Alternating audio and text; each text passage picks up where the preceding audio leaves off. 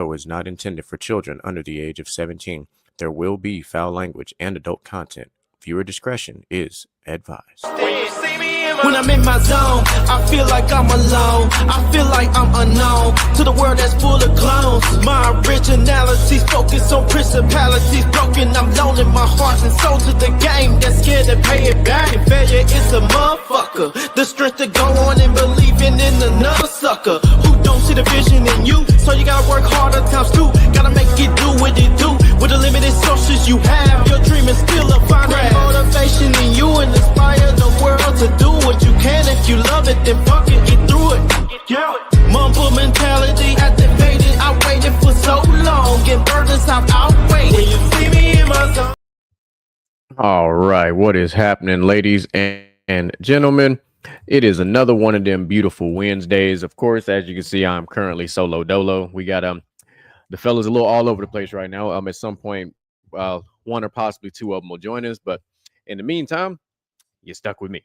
So, as per usual, ladies and gentlemen, I am your host with the most. I am the one that they call Mr. GQ. And of course, just like my little headliner says, a man who values his peace is an asshole. We'll talk about that at some point once we get the rest of the panel on deck. So let's get straight to the crazy.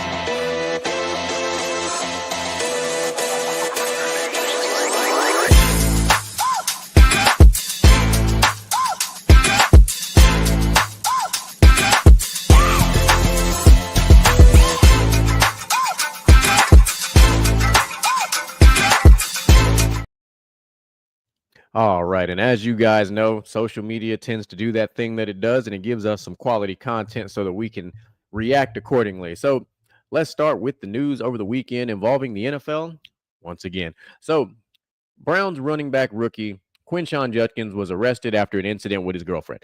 So that's straight off just what the headline reads. And you're like, okay, here we go again. Another NFL player doing wild and exotic, crazy stuff. Here's a story according to the New York Post. So Browns running back Quinshon Judkins allegedly punched his girlfriend in the mouth with a closed fist while leaving her with a visible bruising on her chin area, according to the arrest report from July 7th. So this was like last week. The incident began at the Fort Lauderdale airport where Judkins and the victim arrived after a flight. The report said that the rookie's arrested being charged with misdemeanor domestic battery in Broward County, Florida.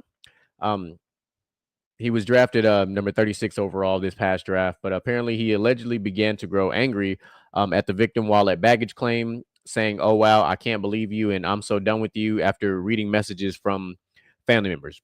Who knows what the messages said, but according to this report, he reportedly struck the victim while they were in a car leaving the airport, and the victim tried to explain that the messages were not true.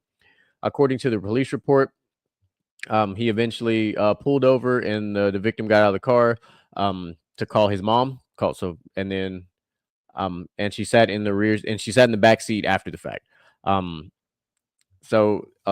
Judkins allegedly later pulled into a Burger King parking lot where the victim got out of the vehicle again and told Judkins, "Don't touch me again," after re-entering the car. So sounds like whatever happened here just kept going from the airport all the way to this Burger King now.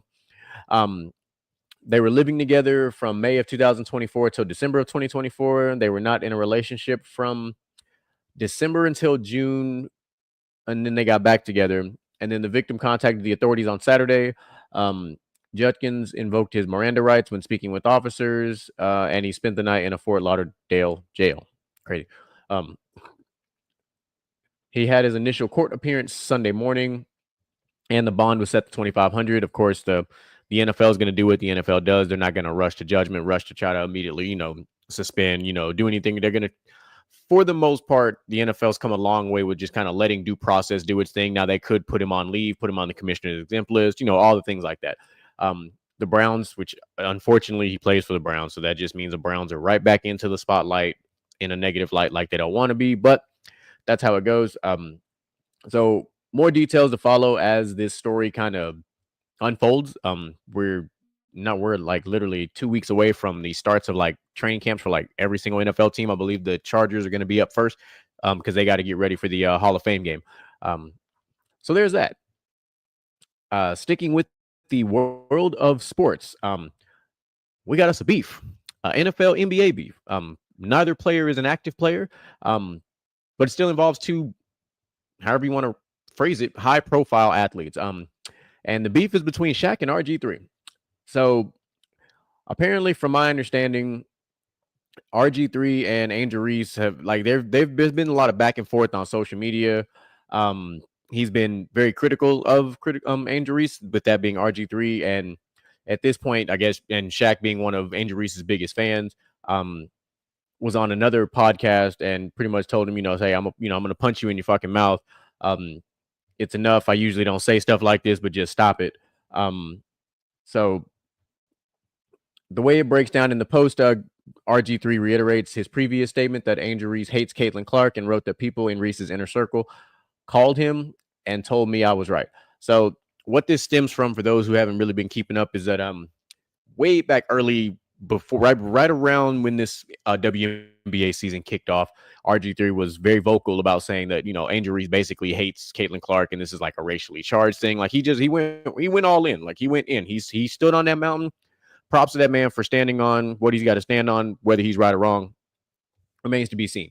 The interesting part, though, is still the fact that people in Angel Reese's inner circle have called and kind of confirmed this, kind of like adds another level of validity to this story. And I'm curious, like what's the, one, if you are in Angel Reese's inner circle, why are you calling RG3 and validating any of this? Like, why are you even remotely adding a distraction to Angel Reese while she's in the middle of a WNBA season? They're getting ready for their All-Star game and All-Star break this weekend, if I remember correctly. Like, when someone's in your inner circle, that's a sacred place. Like, your inner circle means that people trust you, people confide in you, people want you around because you're like, you're in that, that small little group. So if someone in her inner circle literally went out and essentially, played the drama game, whatever the case might be, and leaked this out to RG3 saying this, that, and the third, is like, you're wrong. Like, you're wrong for that. Like, no matter if it's true or not, when you're in the inner circle, you're in the inner circle, and there's a level of rules that you must follow being in the inner circle, and things aren't supposed to get outside the inner circle.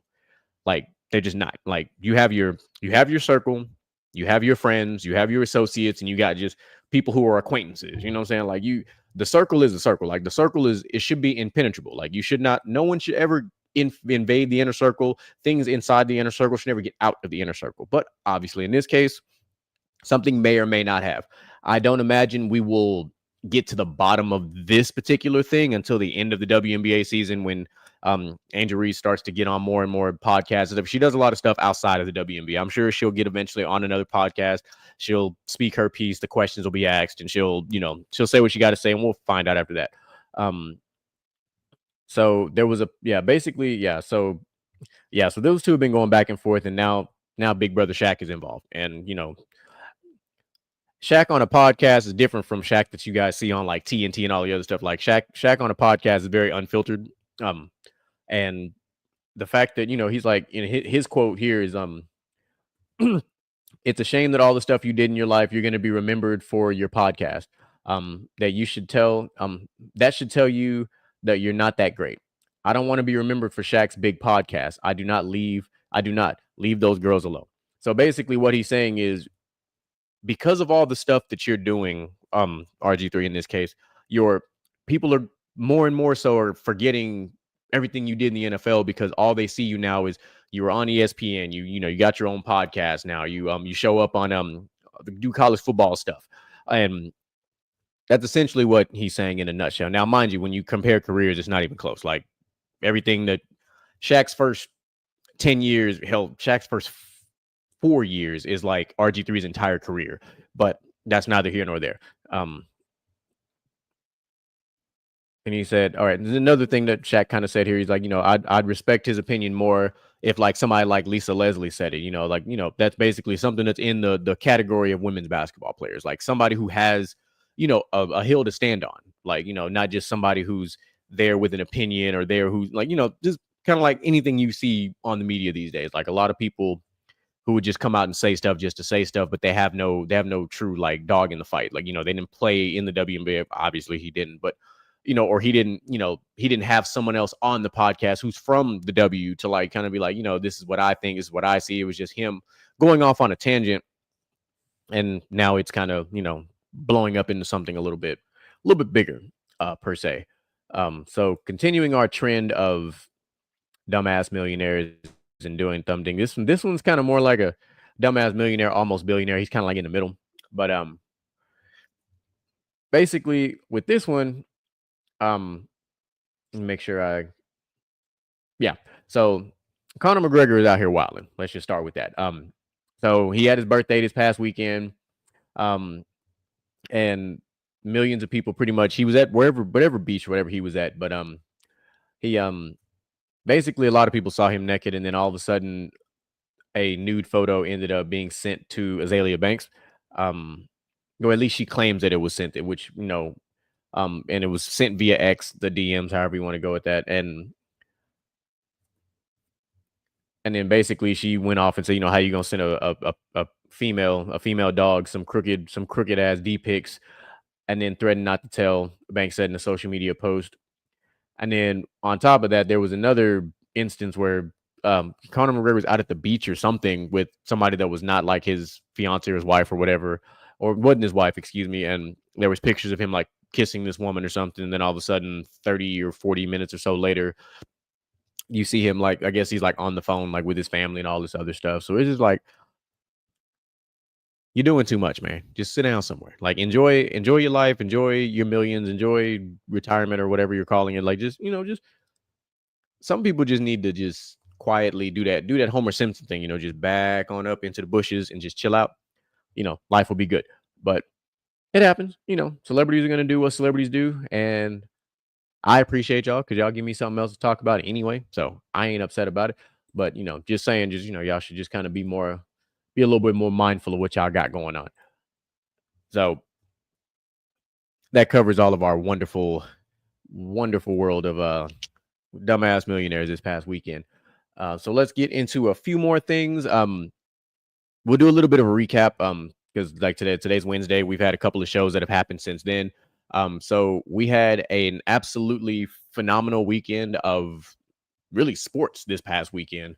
To conclude with the All-Star game last night for baseball.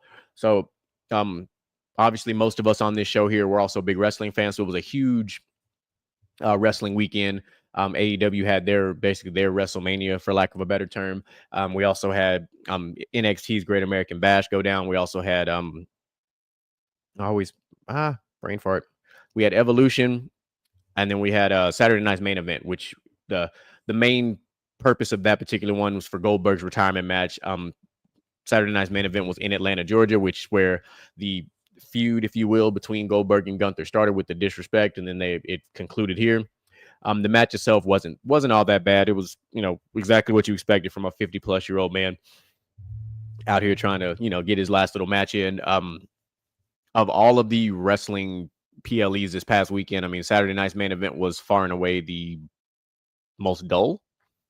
But on the other hand, Evolution may have stole the entire weekend, which if you're not up to speed or not aware of what that is. So Evolution is WWE's all-female PLE. And this this is the first time they put this one on since 2000. I want to say it's 2016 or 2018. 2018. And it was, you can tell, like, that first go round, it was a big deal. It was the first time it came out, and it wasn't too bad. However, this past Sunday, Evolution put on an absolute phenomenal show from top to bottom. Every single match that was on this card, it was great. It was truly great. I was impressed. Like, I was like, I did not expect, because basically it was never really, it wasn't talked about as much. Like, normally when we have a PLE, it's talked about all week. It's like, it's this, that, it's like, it's glorified, right? Like Evolution was like, not a lot was said about it, like outside of a few little normal things, but the product and what happened was just like, boom. Like, you had, like, it was very unexpected, pretty much what happened. And so you were just like, damn, that's crazy. So let me give you guys a bit of a recap. I'll break a few things down for you guys, and then that's the. Oh no, I don't want that one. Wrong one. Let me go here.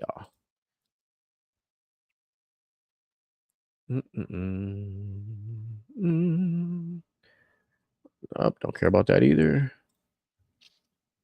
At some point, I will find what I'm looking for.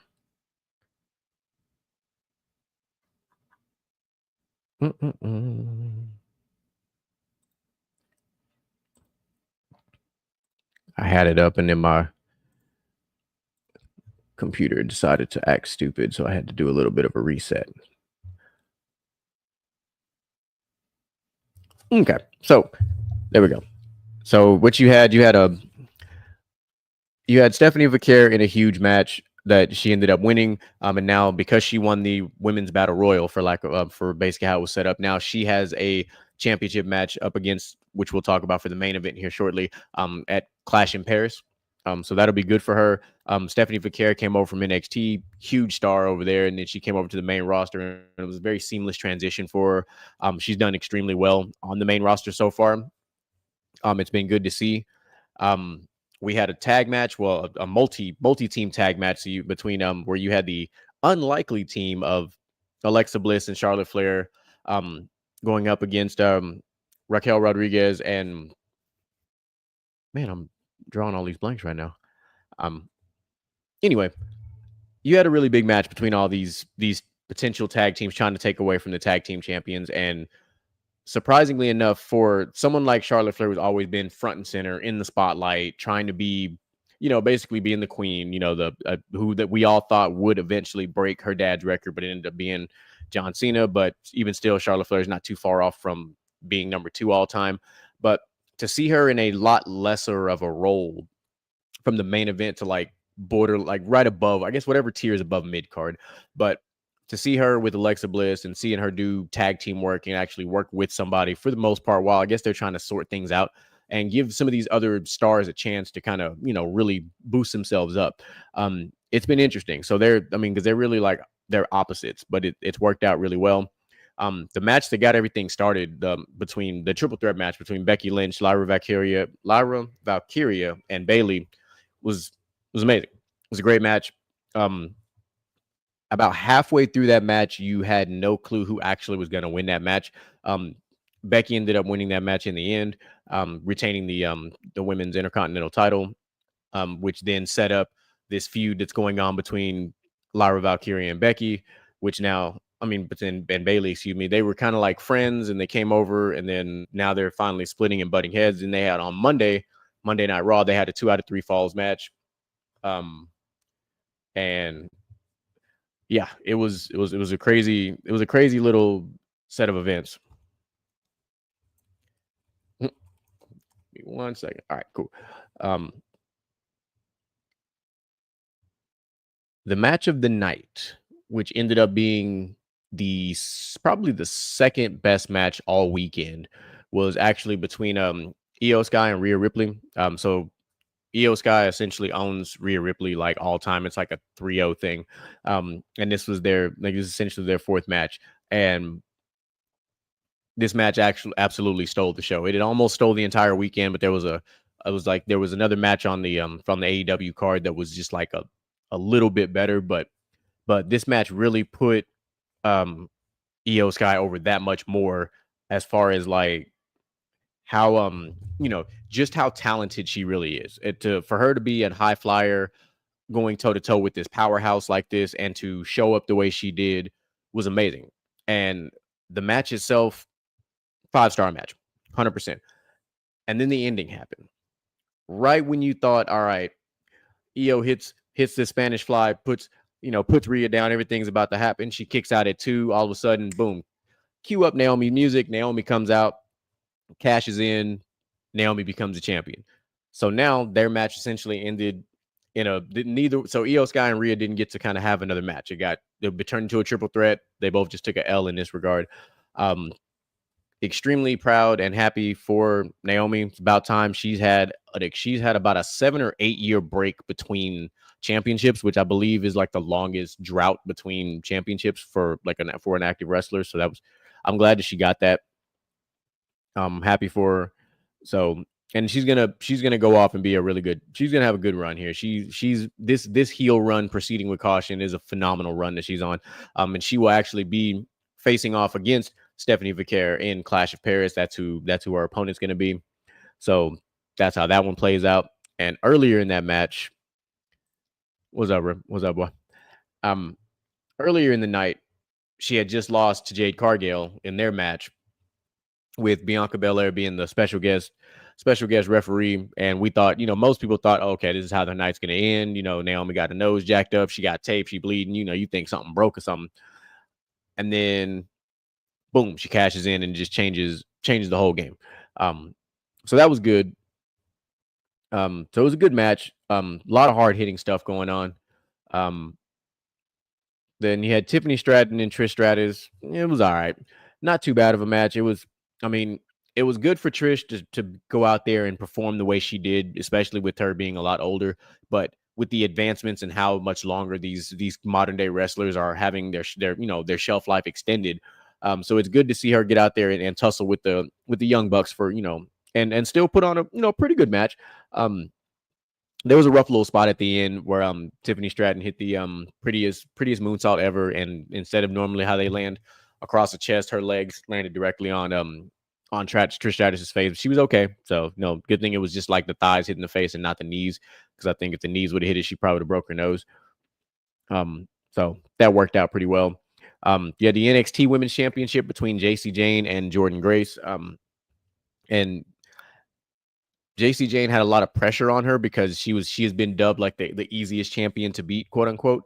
And for her to go out there and beat Jordan Grace, who was the powerhouse coming over from NXT, being the women's knockout champion for as long as she was, and then she's kind of finding her footing in NXT, and then she's been moved to now, so it was good. Good match for JC Jane. Good showing for Jordan Grace. It kind of shows you that eventually Jordan Grace is about to get called up to the main roster, and she's gonna, because I think other than that, because now JC Jane's got a huge match on Saturday against the TNA Knockout Women's Champion. So that's a title for title belt. We're gonna see if WWE's finally gonna let one of their championship belts either be lost, or if they're going to basically keep stacking up TNA championships, kind of like they did. Because right now, Trick Williams is currently the TNA champion. So we'll see how that goes. Wouldn't be surprised if this is the first WWE title that gets dropped to a TNA wrestler and kind of moves on. Rumors are also that because it's TNA's Slammiversary event, that AJ Styles is probably going to make an appearance. The owner of TNA kind of said some, read the tea leaves, kind of says some stuff. We're like, oh, okay. Because they were trying to put him in the Hall of Fame last year or the year before, one of those. And something happened where he couldn't be there, but it looks like, he may make an appearance this go around and, kind of solidify that part of it, especially with this WWE TNA relationship. So that'll be good. So that, for the most part, covers all of that. We got a lot building. We've got SummerSlam around the corner, and we've already got the makings of a sensational card. They announced it on Monday already that we're gonna have Io Sky versus Rhea Ripley versus Naomi at SummerSlam. So that's already happening. We got to figure out what's gonna happen with Seth. Oh man, I can't believe you missed it, man. It was an absolute banger, man. Would have left you hanging off the edge of your seat, man. So we're leading up to a pretty good card. You've got there was a gauntlet match for the next spot into to pretty much to fight for Gunther, and so now CM Punk won that match. So you're gonna have CM Punk versus Gunther, and you're gonna have Cody Rhodes versus John Cena. So we've got 3 matches kind of set up so far. It'll get interesting. So we were hoping we would see Jade Cargill versus Naomi, but now we're not, because obviously she won the champion. She's over at Raw, so that means now we're gonna get Jade Cargill versus Tiffany Stratton. So there's that. Now that we also had with the injury to Seth Rollins, there's this whole confusing thing going on with the Money in the Bank contract. So we'll see how that goes. But in the meantime, after the whole gauntlet went through and everybody thought the Braun Breaker would win, then he lost to CM Punk. Braun and Bronson Reed started beating the hell out of CM Punk, and all of a sudden, the Tribal Chief made his long overdue return. A lot of us jumped out of our seat. We acknowledge our Tribal Chief around here. So there's that. So we're setting up where it looks like we're either going to have Roman versus Braun Breaker. We're going to have Roman and Jey Uso versus Braun Breaker and um damn, I keep drawing blanks on these guys' names. Bronson Reed, like I don't know if it's gonna be a singles match, a tag match. I don't know what the thought process with that's gonna be. 100% OTC, baby. So we'll see how that goes. If they decide to just do Roman versus Braun Breaker, then you'll probably see something like LA Knight versus Bronson Reed, because LA Knight has been going toe to toe with this. I don't even know what Seth calls this faction right now. There's just a bunch of guys right now, because now Paul Heyman's being called the Oracle versus the Tribal Chief. I mean, versus the Wise Man. So, all right, whatever. Some other matches that are kind of being rumored is Asuka and Becky Lynch for the Women's Intercontinental Championship. That's potentially there. The tag team championships. This is where it gets kind of crazy. I think we'll have a rematch between the Wyatt Six and the Street Profits. Their reign was 119 days long, and then they lost it on the Friday of SmackDown right before the PLEs. So that was odd. And then we've got potentially, I feel like, of course, the New Day lost theirs. So the Judgment Day is more than likely going to have to defend it. So they'll probably throw in the War Raiders. They'll probably throw in the Creed Brothers, because they just kind of been floating around. Like, at some point, the Creed Brothers have got to get more involved in this tag division. So this would be a good chance to do that. If you're going to do 3 to 4 teams, why not make it a ladder match? Make it exciting. I think we're going to have round 2 of Karrion Kross and Sami Zayn, because that was a really good match over at overseas. And of course, we'll have Bayley and Lyra Valkyrie probably go for their second match. Hopefully something a little special. So SummerSlam being 2 nights, they've got a lot of room to kind of set everything up. So time will tell on that, but we've got time. I've been talking to the fellas in the chat, so we got a couple of them getting situated, getting ready. So they'll be ready to rock and roll here before long. So we'll have the whole crew just about. No, I lied. We'll have 3. We'll almost have an Infinity Gauntlet for y'all. So,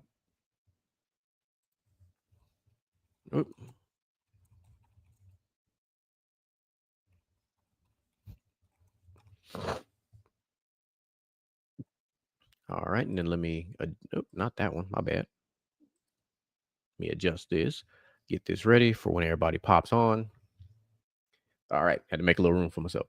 All righty. So once those guys get on, we're going to be ready to rock and roll with the rest of the show, because we've got some great topics that we got to get in, but I can't do them by myself because it requires the entire team. So we'll make it do what it do. We're going to talk about some things that involve parenting. We'll talk about some things that involve some relationship stuff. That basically we're going to let Outlaw do what Outlaw does best. He is going to go unhinged on his newest arch nemesis, Miss Fike. I don't know what it is about the way that she writes articles, but it grinds the ever-loving shit out of Outlaw's gears. So I'm looking forward to that one. And I completely agree with you, CJ. Street Profits should not have lost. They should have had these titles for the rest of the year. There was no reason to take it off of them.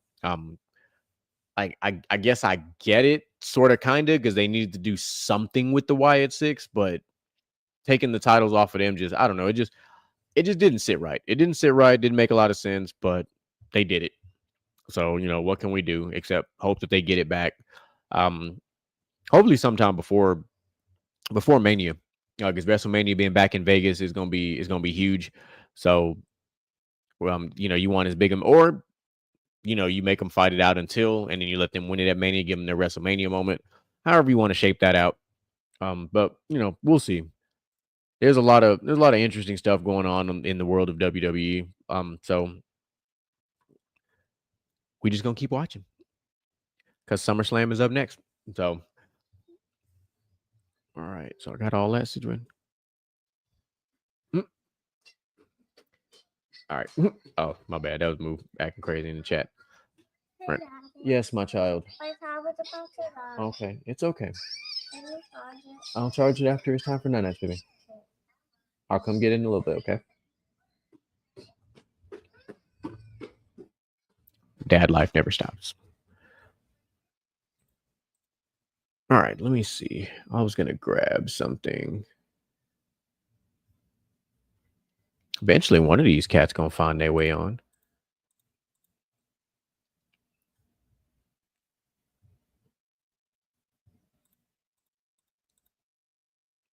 I think the only person we won't have tonight is gonna be DJ Micah B, because he's got a lot of work to do on his normal 9 to 5. So,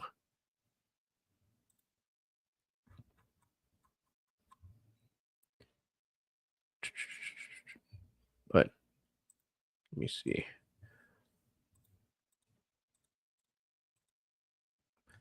Alrighty, give me just a second.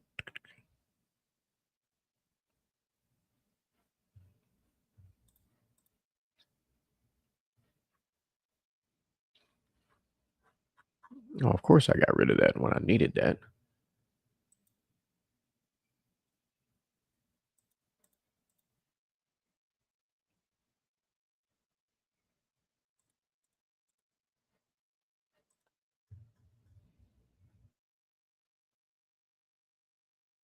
Mm.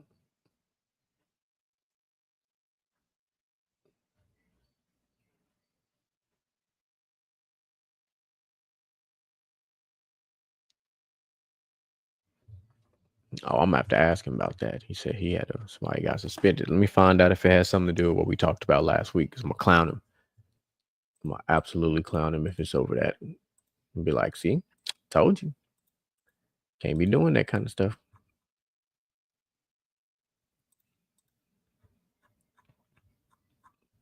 If y'all missed last week's episode, y'all should definitely go back and check that out. It was heated. Me and DJ Micah B don't get to do that very often. So when we get to go toe to toe like that, it's always a good time. I had one other article I needed to pull. Where did it go?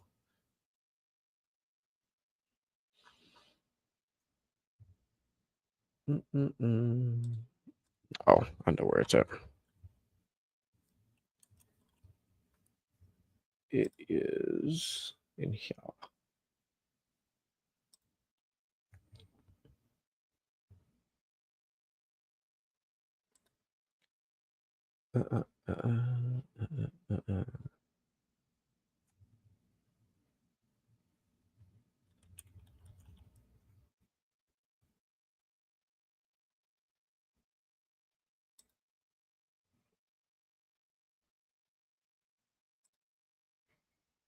Okay, that's not what I was looking. Okay, here it is.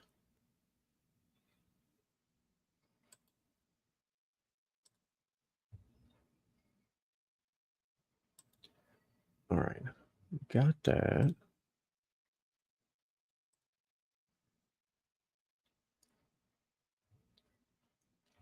Cool. All right, we got that story up and running too. All right.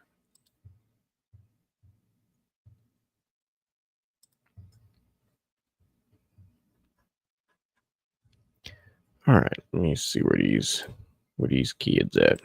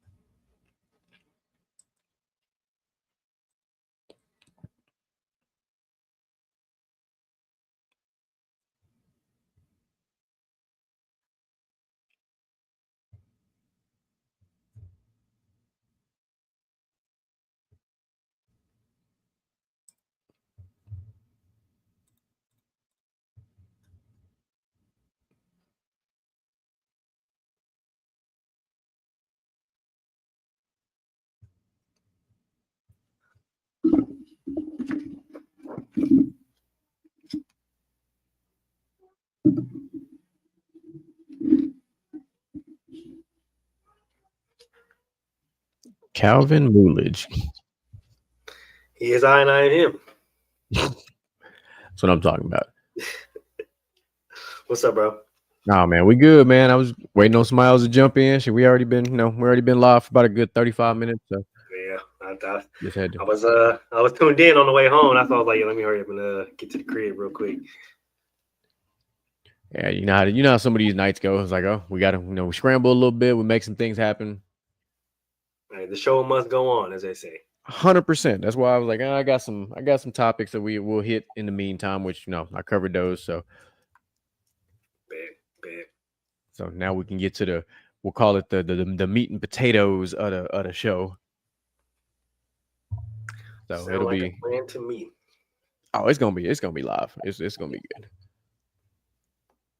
One of them involves our favorite quarterback to talk about in Russell Wilson. So it's gonna be yeah. Actually, so Outlaw found the story. So I'm actually like, it's a good story. I'm just like it, but it's about Russell Wilson, but it's not at the same time. It's like he's used as the example of in this situation.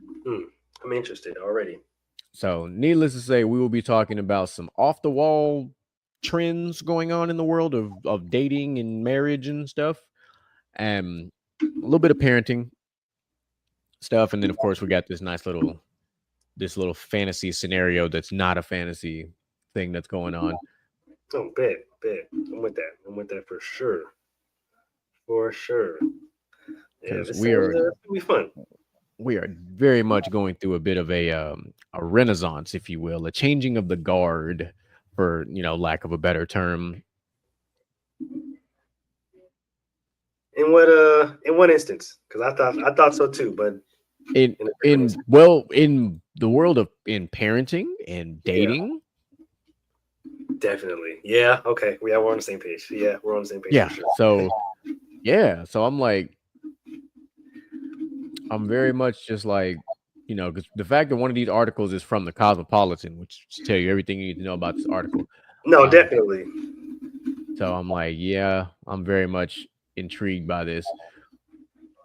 Yeah, all of the articles that were dropped in the chat as of this week were all very interesting reads. Oh yeah, and I got 3 of them queued up. The other one wasn't dropped in the chat; it was dropped in another conversation. But I pulled it, and I was like, "Yeah, this gonna be a interesting one." I don't know which one to.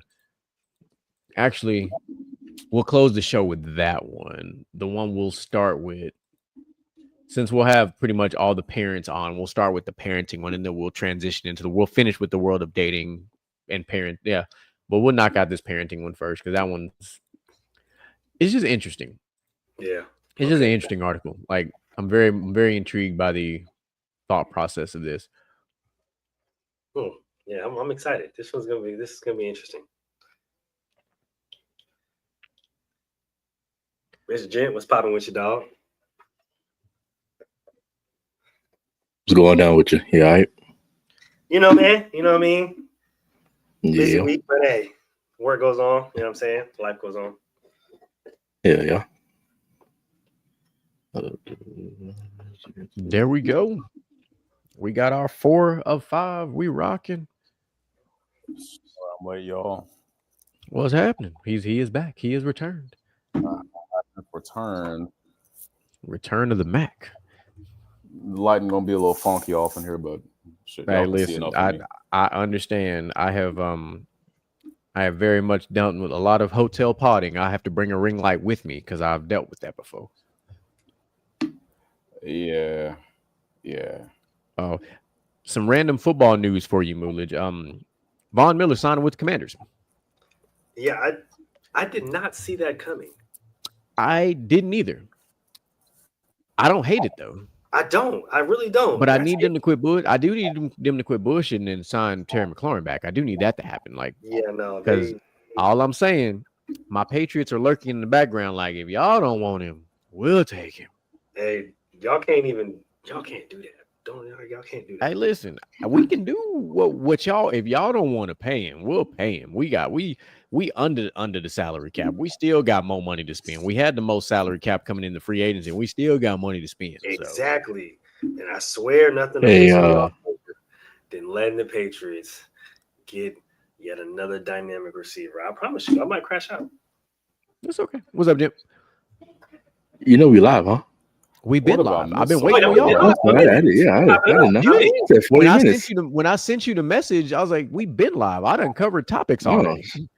Oh shit, man! I've been rolling. I was literally pulling my best Jason Derulo, and I was solo. Oh, hold on. Well, shit. Oh, that shit. I guess we wait for everybody else, but all right. No, we good. We got Mike. Well, let me go ahead and introduce myself. For those of you who know me and those of you who don't, we're rolling. Hold on, it's 10:30 where I'm at. Y'all gonna have to just go ahead. We're gonna roll because I'm about to be tired in the next hour. Hey, we gonna roll. But anyways, happy Wednesday. Happy Wednesday, y'all's outlaw, and be what you're looking for. We'll get to that part later. We can get into it right now. And stay consistent, kinfolk. Stay consistent. I like that one. It's your boy Moolich, aka. There's a story behind that one. Oh man! All right. So now that we've got 4 of the 5, because the 5th one will not be here, because like I said, he got tied up in real world adult responsibilities. We're gonna get it in. So we're gonna start. We right before you came on, Outlaw, we had kind of figured out how we were gonna structure these 4 outstanding articles. All of which were sent by you. So we're gonna start with the my arch nemesis on that bullshit, man. Yeah, but not yet. I'm say let you unhinge on her in a minute. We're gonna start with the cosmopolitan one you sent. We're gonna start with the parenting one, then we'll finish the show on all things dating and on all the other fuckery that was going on.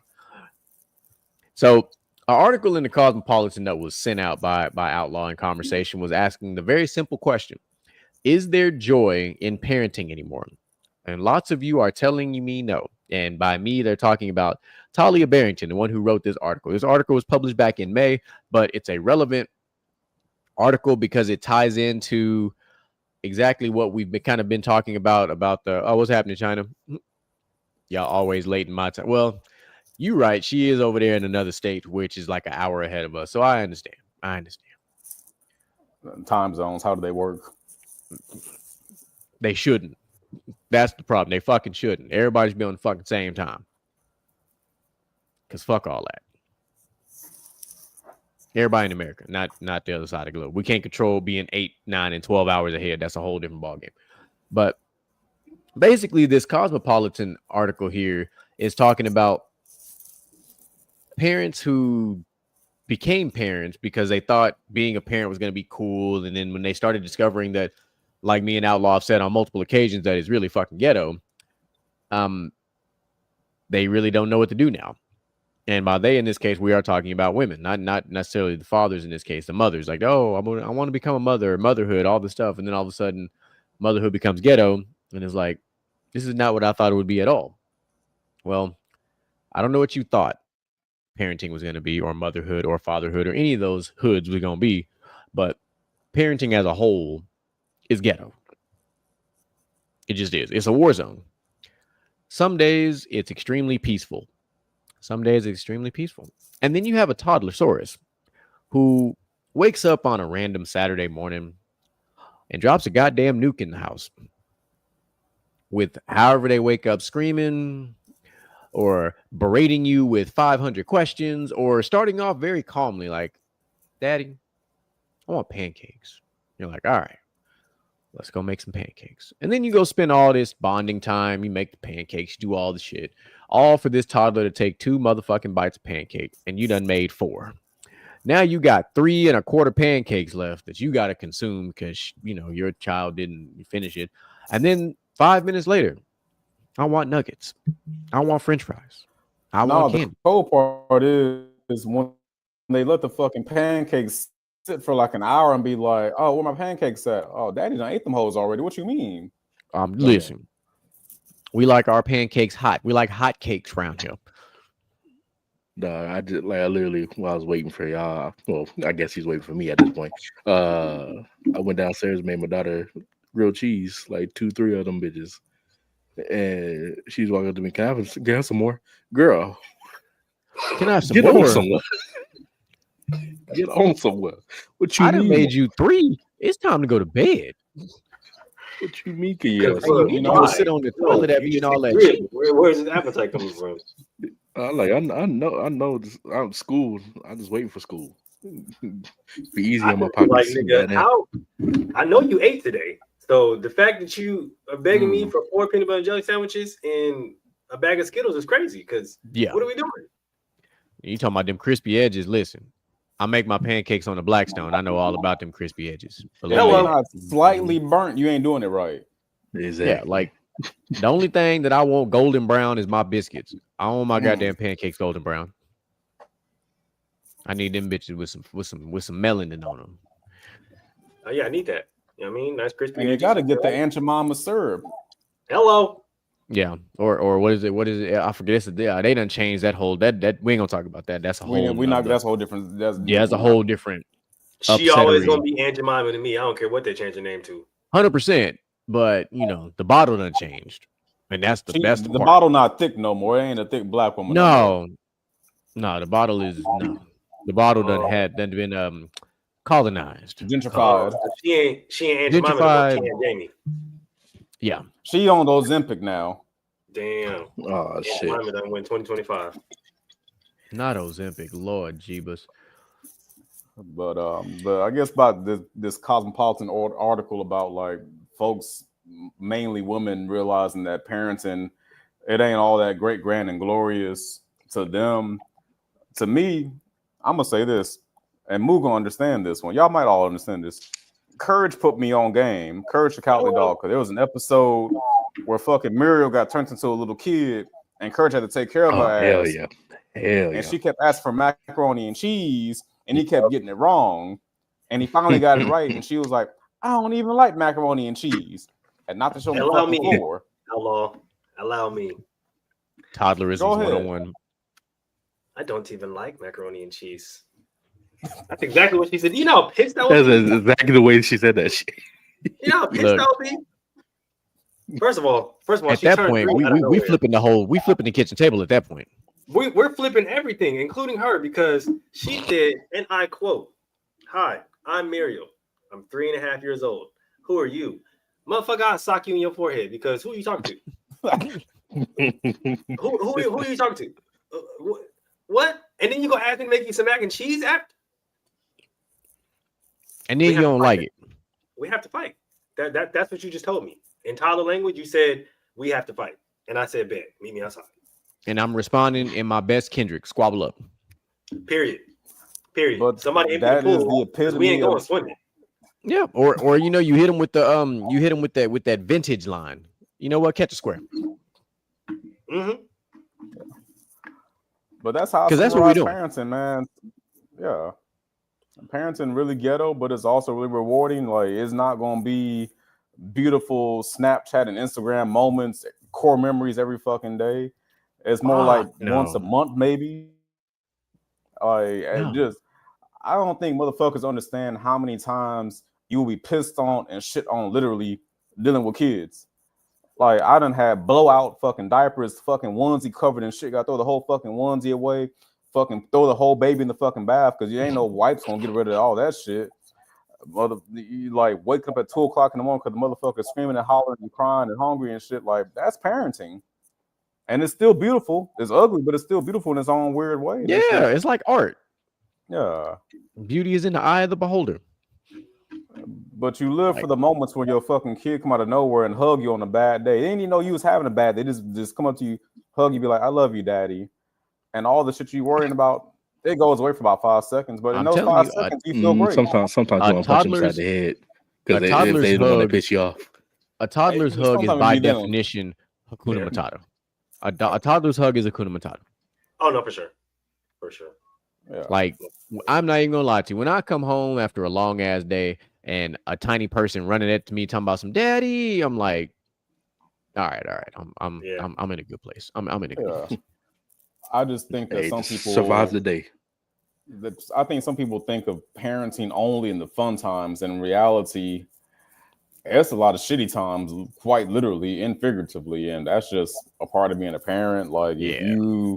if you thought it was gonna be rainbows and sunshine all the goddamn time, you got the wrong fucking Hallmark Lifetime movie shoved at your ass because it ain't like that at all. You know what? No, they're partially right.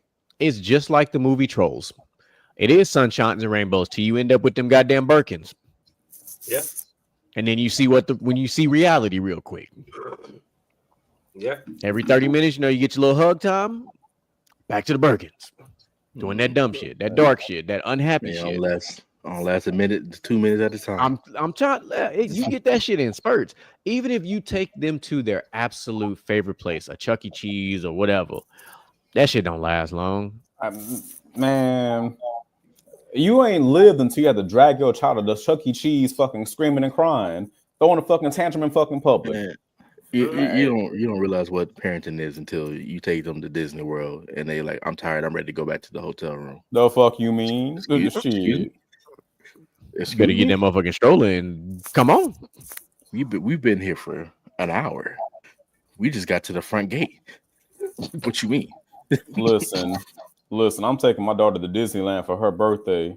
We staying from the time from open to the fucking fireworks. You gonna sit in this fucking stroller and cool off a little bit. We might go to the hotel for a minute and come back, but we not leaving. Mm-mm. You better than me because I'm not even remotely considering bringing mine until she's like 8. Like, I got in your situation, I get it. You can pull that off. Me knowing how mine is, no. Yeah, and every kid is different because like my kid, I got a taste of it going to SeaWorld in or Orlando. I got all the experience I needed to understand. But you got to understand though, like, and I think people don't really realize this. Your kid is different with the different people. Like my daughter, when it's just me and her, cool as a cucumber. She treat her mom like shit sometimes, but like with me, I know how to handle her ass. But her mama, she run her mama raggedy. So I don't expect her mama to ever take her to Disney because I wouldn't fucking do it if she treat me like that. Yeah, no, my daughter treated me like that. Is it? We fighting. We going to the nearest octagon, WWE ring, whatever we can find, and it's on and popping. Fuck all that, because you ain't finna be talking to me all sideways. Not the way I was raised. My mama was a thug, and I will respond in thuggish fashion. It's the thuggish response. I had to threaten my daughter yesterday because she popped out the lip. I was like, oh, so you want to get punched in the lip? Okay. All right. Is she? No. Oh yeah. Okay. It sounds like I'll put that turtle head back in the shell real quick. Kids these days are lucky they don't get fucking beat in the store. Like I got beaten Kmart. I got beaten fucking Kmart. Target. Yeah. Get beat in the store, beat on the way to the fucking car, get beat in the car, get beat when you're at home. Then don't let your mama tell Granny, oh, your baby been acting up, and Granny be like, oh, okay, bring him on. Don't let her Sunday. tell Granny. Don't let her tell Daddy. Like, see, I have the few like when she does act up, and it's like me and her. I have mastered the art of the squat down to her level and talk to her in a very quiet, whispering tone. But I'm saying some outlandish shit to her very calmly. And that's all I have to do. And I get that acknowledgement. Okay, Daddy. Yeah, okay. Because if I'd have said it the other way, I already know. Straight tears. And you know what? I've learned your method, brother. Because let me tell you, like getting down to on a toddler's level, and you can put that like that soft but sinister voice, where it's like you speaking at like a library level, but it's like you telling this kid like, "Hey, fix your shit before I fucking fix you." And the you're way not so like this. It's the equivalent of when our parents used to talk to us through their teeth without opening their mouth. Hey, that's exactly what that is. Because my mama horrifying. Terrified the fuck out of me with that. Like, look, I don't want to hear it. I'm already dealing with that. I'm dealing with the toddler and the teenager life. I'm already getting both of it, and it's ghetto as hell. Look, I already had to get my kid out of Chuck E. Cheese the other day, and that was her first time acting out in public in a hot minute. Like, talk to them like Jigsaw. Look, all I got is I issue ultimatums. I Act do too. right or get drop kicked. That's the only two options you get, brother. I'm telling you right now. I got 2 girls and a boy. All 3 of them niggas act right or get drop kicked, bro. That is it. I'm not taking any arguments, bro. And not the name at all. of the game is I'ma beat your ass if you don't I'ma sit drop kick the the shit fuck out you down. if you don't tighten up. Like no, and you kind of like fuck around and find out. But what I've learned being a dad in this situation, like I am now, like I've learned mostly from watching my brother and watching like other parents in general. I don't care what nobody says. I firmly believe all children need dual parented situations. Because there are things that we as fathers do that we have to do that we're okay with doing because we're dad. We have zero problem being the villain. We really like I embrace being the villain. I will be the one that says no. I will be the one that takes shit away. I don't give a fuck. I'm cool with that. Always the bad guy. But it's got to be a yin and yang thing. Like, you know, like if I'm doing that and like mom is on the other side being cool, but not too cool to where you getting walked all on, like it's got to be a balance. It's got to be a solid balance. But whenever dad is doing what he's doing and when he crashing out, or even when the script is flipped and mom finally crashes out because she's tired of getting pushed around by a little fucking 2 foot tall fucking terrorist, y'all got to be a united front. Like, yeah. There's just different things that children, the modern day children learn from both parents, that it is just of that much more importance that both parents are active, present. Like it just works. Like, yes, a lot of us grew up with one parent, majority one parent. This modern kid, it's just, and it's unfortunate that there's a lot of situations where that's just not the case for insert reason here. But in the modern era with these COVID babies, man, two parents is what you need, man. You need it because it's hard out here for a pimp. Ain't that the truth? These little niggas out of control. Look, mine starts pre-K, and I can't wait to see how that first week of school go. Because like I was talking to my wife the other day, and she was like, "Yeah, but so what happens? You know, we got to go pick her up at like noon." I was like, "Noon?" I was like, She going to school for regular school hours from 7:40 to 3:40, regular school time. Oh yeah, she finna have her a regular ass day, and I'm here for it. I'm here for it because Tuesday gonna be a long day because we're gonna go from school to dance class, and then Monday, Wednesday, Thursday, Friday we're going to the after school program. Oh yeah, no, we're gonna be a productive human being. That's the fuck we gonna be. It's gonna be beautiful. This night time she got now, she gonna be snoring by 7. Yeah, and she already snore bad as hell. hey, leave my daughter alone. All right, we got a sleep study on Friday. Man. I know she is deforestation when she sleep. Man, my daughter be snoring like she's Solomon Grundy out here. Hey, so my niece, I got GQ daughter, she spent the night over her uncle's house with her cousin, and they insisted that they sleep in the bed with Outlaw. Knowing they got a whole room upstairs where they can, tear that bitch up and sleep whenever they fucking want to. They're like, no, we want to sleep with you. Me being nice, I was like, all right, y'all can take half the bed. Man, your daughter sound like a goddamn grizzly bear with a fucking chainsaw. Like, I don't understand it. Like, she sound like a nigga snoring. Mm-hmm. Oh, I hear it. Listen, I have because when I'm sleeping, speaking of the devil, who has summoned me? You rang. You summoned. You rang. Like when I be sleeping, I got the uncle over there. So I got shit. I be having I had a baby monitor over my shoulder, and she looking at me too. That's all I hear at night is just that little I'll be like, yo. Baby. Is Darth Vader in the room or what? Like, what's really going on? Like, she really sounds like Darth Vader without the mask on. Like, he take the helmet off and it ain't no more. It's like, bro.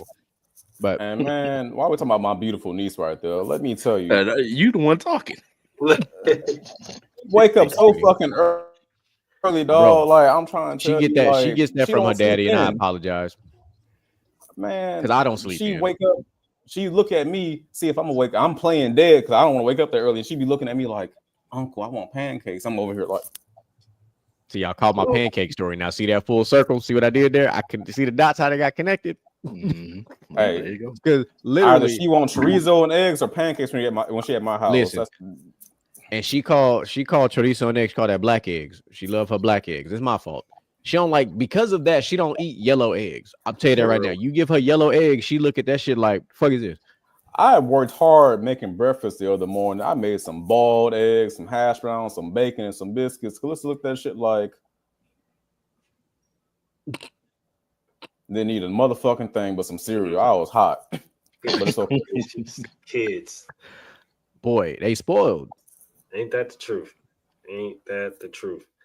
I think the worst part about it is, outside of the snoring part, is the travelers when they be sleep and these niggas get to Lewis and Clarkin on an expedition and shit and discovering new lands in bed. Yeah, that new And land be daddy forehead, daddy rib cage, daddy back, daddy legs, right daddy here nuts, on my daddy nose, eye. and you Right, have right, your knee right down the neck. Yeah. and like my No top, my motherfucker be upper snoring in eyebrow, your your shit like hand this. is like right here, like you just chopped me, like you about to chop me in the throat, and you somehow, some way, you're laying directly on me, looking me dead in my eye. I have no idea how they can contort their body like this, but Look, it I be done crazy. woke up. I done woke up with a foot in my throat. I done woke up like with a damn, I don't even, a knot underneath my rib cage, and it's a ball of toddler. And I'm like, how the fuck? Like, How do I'm not even playing. I wish I need. If I find my wife sent it to me. So my daughter be sleeping in the bed like on some exorcism type shit. So she sent me a picture at like 4 o'clock in the morning. She was 98% off the bed. The only thing on the bed was her head. I'm like, how you be on the floor but your head on the mattress like this? I'm like, that shit look uncomfortable. And then stop touching my keyboard. The other day, I look at the camera. I'm like, where the fuck is my baby at? Like, she ain't in the bed. You know, saying the camera looking at the bed. Why is she on the floor, wrapped up in the blanket next to the dresser? Yeah. I'm like, hold on, how did you get 4 feet away from the bed and comfortably sleeping on the floor? Like, I ain't even taught you how to sleep on the floor yet, but your ass was out, and I mean snoring hard. And I'm like, bro, that okay. All right, that's my kid. I mean, we're getting ready. We're going camping at the end of the month. So we're getting ready for camping. So that's gonna be her first camping trip. Her grandpa bought her a fishing pole, so it's gonna be on. She already know how to cast that bad baby. So we finna be in that thing. We got this tent on deck. Mind you, I got a really nice tent, right? I got a 6-person tent. Speaking of toddlers, Daddy, I wanted a giant Mickey Mouse tent. They don't make them motherfuckers, because if they did, everybody have a Mickey Mouse clubhouse tent in the woods. But that's a Target. I want a Bluey tent, man. If I have a tent, I ain't trying to be seen at night. Everybody gonna see that red and black shit with the ears poking out. No, now I do got a bougie ass tent. Like, it's like 6-person tent with the porch. I got all the shit because I like camping. Like, I legit I'll be in that bitch for a couple days fucking with me. Luckily, we only camping for a night because I love, and I'm half tempted to get our second kayak for the family. We might go out there with 2 kayaks. Like, we just might. Like, I'll be on my outdoorsy shit because I got an outdoorsy little person right here. So, and you know what? That kind of ties to my next point about this whole cosmopolitan article. I feel like low key, some parents don't like their fucking kids, and they don't want to admit that shit. Oh, that's not even low key. I feel like that a lot. I'm about to say, you say low key, that's high key. Yeah, like I feel like there are definitely some parents out there, more moms and dads who like just dead ass. They don't like their fucking kids. Yeah. That's why they think fucking parenting is a drag. It's blatant. You can tell because they always look miserable. They, just all these different signs. The crazy thing is they hate the kids because they act like them. Yeah. And that part. Yeah. And a lot of people don't want to admit that they didn't want to have. See, a lot of people will sit up here and try to pump fake, like, oh, well, yeah, no, you were planned, you weren't a mistake, whatever the fuck case may be. But you got to start keeping it a being with these kids, bro. Like, a lot of parents don't want to admit Thank They you. didn't want your ass. And if it wasn't for outside influence, you probably wouldn't be here. You might have got flushed down the toilet, honestly. You might have been in a tube somewhere. You know what I mean? You feel me? You might have got swirled You in say look, and a tube, some tissue, old rag. Yeah. What I'm saying is a lot I mean, of people I don't can't say that because do this one, she things was planned, so there was an actual due plan in to place when this one happened. other So. things. Yeah. What I can't stand though is like the motherfuckers who obviously don't like their kids, and it's like you realize on kid one you wasn't cut out to be a parent, but then you have more kids, and it's like you could have been stopped at one and be like, okay, I got this motherfucker begrudgingly, I'll stop there. But then you have like 2 and 3 and 4 kids, and it's like you didn't like the first one, but you kept trying for the sequel that you would like. Come on, man. There's someone gonna take care of me. I just The hate hell? the responsibility. Like, I mean, you could have just been like, you could have been like me, you know what I'm saying? I'm team one and done, you know what I'm saying? And I made sure I was one and done. Because fuck that. No Antonio Cromarties though. None. Not even close. Just make sure. Ain't no accidents, no uh-ohs, no oopsies, no none of that. None of that happened over here. The factory is shut down, condemned building, cobwebs in that motherfucker. Can't even pass inspection in Texas right now. Yeah. What was that from White Chicks is shooting dust? Yeah, shooting dust like a motherfucker. But yeah, like honestly, motherfuckers gotta be honest with themselves before they have kids. Like, can you stand a motherfucker screeching and crying and hollering for no fucking reason? And that's gonna be your life for the next God knows how long. Like being a parent until they get out your house, being a coach, being a mediator, being a referee, like there are some fun times, but it's a lot of ghetto times. And if you're not really ready for them ghetto times, you're not going to enjoy the good times. It's just not at all. That's highs and lows. That's how I describe parenting. Hell yeah. 100%. And it's more ghetto times than fun times because you got to watch these little motherfuckers grow up. I got a beef, and I told my mama this. So, mom, if you're watching, yeah, you already know this. I got a beef. Okay, me and her put this toddler down while you be. Got real funk, okay? Because nobody told me that the worst part about being a parent is watching these little motherfuckers grow up and start to develop their own little personality and shit, and they start to slowly but surely distance themselves. Bro, I went to 2 birthday parties this past weekend in which 2 of my nephews turned, one of my nephews and my godson turned 10 years old. Now, I must have looked at my daughter like absolutely the fuck not. Okay? She's 9. And she'll be 10 in January. But she can't go. Because the worst part is watching these little girls get older. And I know I have to deal with a lot of the extraterrestrial stuff, the attitude. And then I know the time of the month is coming. I'm not prepared for that at all. Good thing mom live around the corner because that's exactly where them little motherfuckers going as soon as that shit comes. Okay? I'm just not prepared for all of the shit that transpires after. And I gotta sit here and watch the shit. And I gotta sit here and act like I'm excited and I'm happy. And oh yeah, look at my baby. Fuck that. Okay. I'm gonna be real. I'm gonna be truthful. I don't want it to happen. She can't go, bro. She's not going. And I'm gonna be that salty parent, like, yeah, nah, nigga.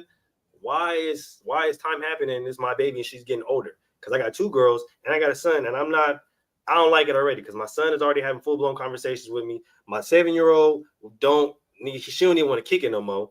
And my oldest, I don't even recognize her, bro. I understand, Moo. I totally get your point, dog. Because like my daughter, she about to be 6. That's still my road dog. That's still my broke bestie. But the other day, like I asked her, like, "Hey, you want to come kick it with daddy? Let's go do something." She's like, "No, I just want to stay here and just play on my tablet." Like, no, you want to come hang out with daddy? What the fuck? You just want to just stay in your room? We're gonna go on an adventure. We're gonna do some hood rat shit down the streets. You know what the fuck? How dare you curve me? You came from me. Man. Nah, man. You see what I'm doing? You curved me? Both my girls. What? That's both my girls. These my youngest. She gonna be on a phone or a tablet. She gonna be trying to get next to me. My oldest, nowhere in sight. You can be missing for hours. See, nah. I'll be like, nah, where you at? Where you good? Yeah, I'm good. I'm fine. How am I supposed to know that? I can't tell. You been in here the whole time. The whole time. I'm not supposed to know. I don't know. You ain't come to see Right. nigga in over 5 hours. You feel Right. me? Is Usually you get hungry or Water? something, but shit. Goddamn. But I feel like that's us as dads. Like we get attached to our kids, especially our daughters, in a different way. And it's like, I guess a dad's love is different because like we'll act like shit don't bother. But we're like, damn, you don't want to hang out with me? All right, fuck you. I'm gonna go cry in the car. Man, No, for real. Cause this uh, shit be crazy. Like these niggas ready to go kick it with friends and shit. And I'm just like, yeah, I don't like this. Like my daughter this wants to go to is hard. sleepovers now and shit like Fuck that. you, I'm like, sleepovers. no. You feel me? For what? No. Like what? Sleepovers, nigga? What? We trying to daddy? Like, We even want to go hang out at the park together. The park? What the? Without me? So I can't put you on the swing. Oh, you know how to swing by yourself now. Oh, okay. Oh, okay. I did too good of a job. I did too good of a job trying to teach you how to swing. Okay. I gotta sit here and deal with it and fucking pretend to be excited, and I'm not excited. I'm not even gonna lie to you. I hate it. I hate all of it. This is not fun. This is the worst part. Yeah, this shit ghetto, honestly. It's very ghetto. And then I tell you, there's a lot more lows than highs because I'm sitting here and like I said, I'm supposed to be excited, right? You're supposed to be, oh yeah, and all the milestones. Man, fuck that, bro. Nigga, my baby getting older, and then she gonna leave me, and then I'm gonna be depressed. Yeah. Because you're not gonna know what to do with yourself. What am I supposed to do now? Speak for yourself. That's my baby girl. Like literally, my 6-year-old fell asleep on my back like last week for my birthday. She fell asleep on my back. I was mad as hell, but at the same time, I was like, "This might be the last time." And that might be the last time she falls asleep. You never know when the last time you're gonna do some shit will be with your kids, man. I can still my daughter can throw up in the air, but I don't know when that's gonna stop. Right. Oh, mine stop now. My youngest, she heavy.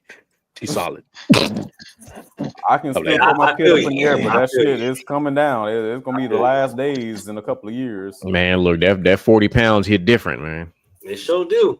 And hey, your daughter's solid as fuck. I'm saying it's dense in a small package. Like that's like she's like 40 pounds, like versus like when you doing like dumbbell versus straight bar bench press type shit. Like that shit'll humble you if you pick them up in the wrong angle. Yeah. Exactly. Yeah. Tried to throw her in the pool the other day. Shit, with the water weight. Oh my god. Almost lost to your back out. Well, look, you about threw that back out, didn't you? Nigga, I tried to throw mine in the pool the other day. I went with her. I said, "Oh shit, man, I can't do this no more." She's an anchor. Oh shit! So, Outlaw, are you prepared, sir, to get unmotherfucking hinged?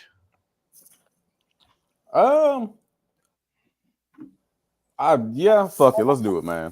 Fuck it. He's on it.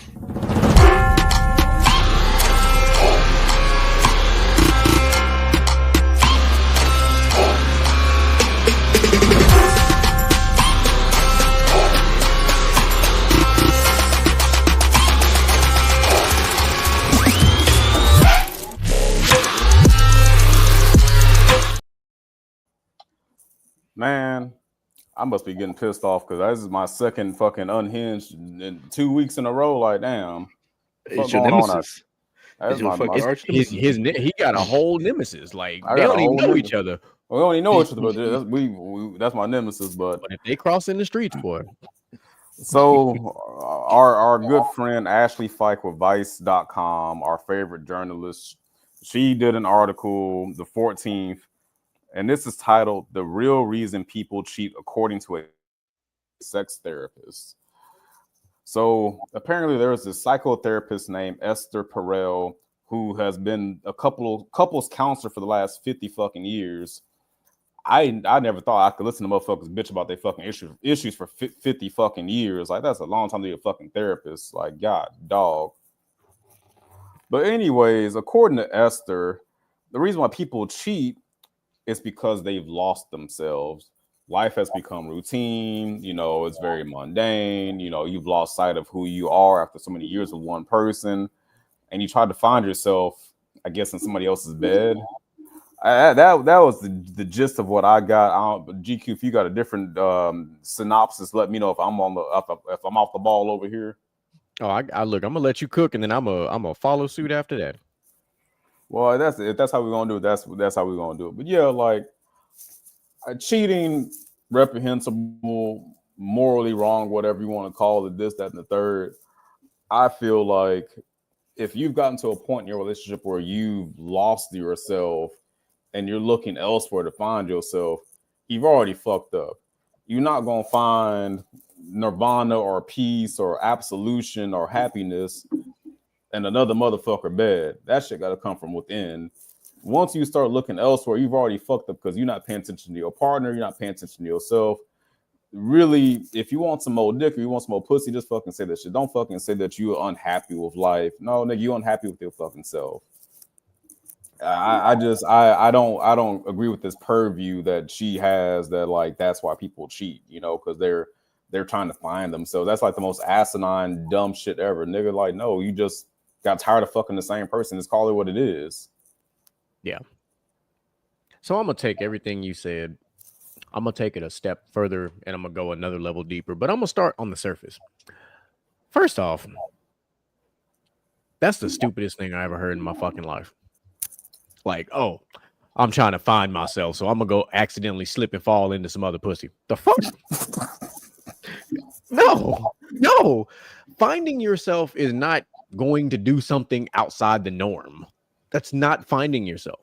Finding yourself is going to a place that makes you happy so that you can focus. Henceforth, why me and Moolidge live in the goddamn gym. That's what you go do when you're trying to find yourself. You go to your safe place, your fortress of solitude, your bat cave, whatever metaphor you want to use. Or some people get immersed in the headphones because they love music. You know, when you're trying to find yourself, being involved with a total stranger is not finding yourself because you yourself are not a stranger. You might be lost. Lost is fine, but that's what a therapist is for, to help you go from being lost to being found again. All right, so let's throw that shit out the window. Or as my favorite, this guy I be watching on Facebook that be critiquing all these people's food and shit. We're gonna throw that shit in the long grass, because that's how I feel about that whole article that she just said. Now, let's get to the next level. Something the Outlaw said, and it triggered it as soon as he said it. And it's not that, and it's the people, when he said that people get bored. People do get bored. You do get bored in a relationship in your sex life. It's fucking normal. Do you know how you fix that? You start exploring. You explore each other. You try some different shit. There's a lot of shit out now, mind you. You know, you gotta understand your limits and your barriers. And I ain't telling you go out there and start telling your wife to pay again, no shit like that. I'm just, you know, yes, we talk about everything around here. It works for you. Yeah, but if it works for you, hey, cool. You know, maybe you want to, maybe you want to get your ass ate. You know, maybe that's what you like. Know what? I'm gonna say it just as crass as possible. There's infinite amount of ways to fuck somebody. You can spice that shit up. There's an art that's infinite. Like you cannot do all the fucking possibilities. There's a book about it somewhere. Yeah, there's a book called the Karma Sutra. If you get through the Karma Sutra, there's another book called Tantric Sex, and then there's all kind of just other shit. But at the same time, here's what I gotta say, because you have to do now. This is where what the article kind of said earlier, like when people lose themselves, try to find themselves. The way you find yourself in your sex life is you engage in the act of sex in an unconventional way or in a spontaneous way. What do I mean? Instead of waiting until y'all put the kids down for bed and y'all just be laying next to each other and you be like, hey, catch a quickie in the kitchen. You know what I'm saying? Yeah. Hey, y'all, the kids gone, y'all folding up laundry. You know what I'm saying? Hey, flip that romper up. You know what I'm saying? Move that romper to the side, flip that undress up, get it in the laundry room real quick.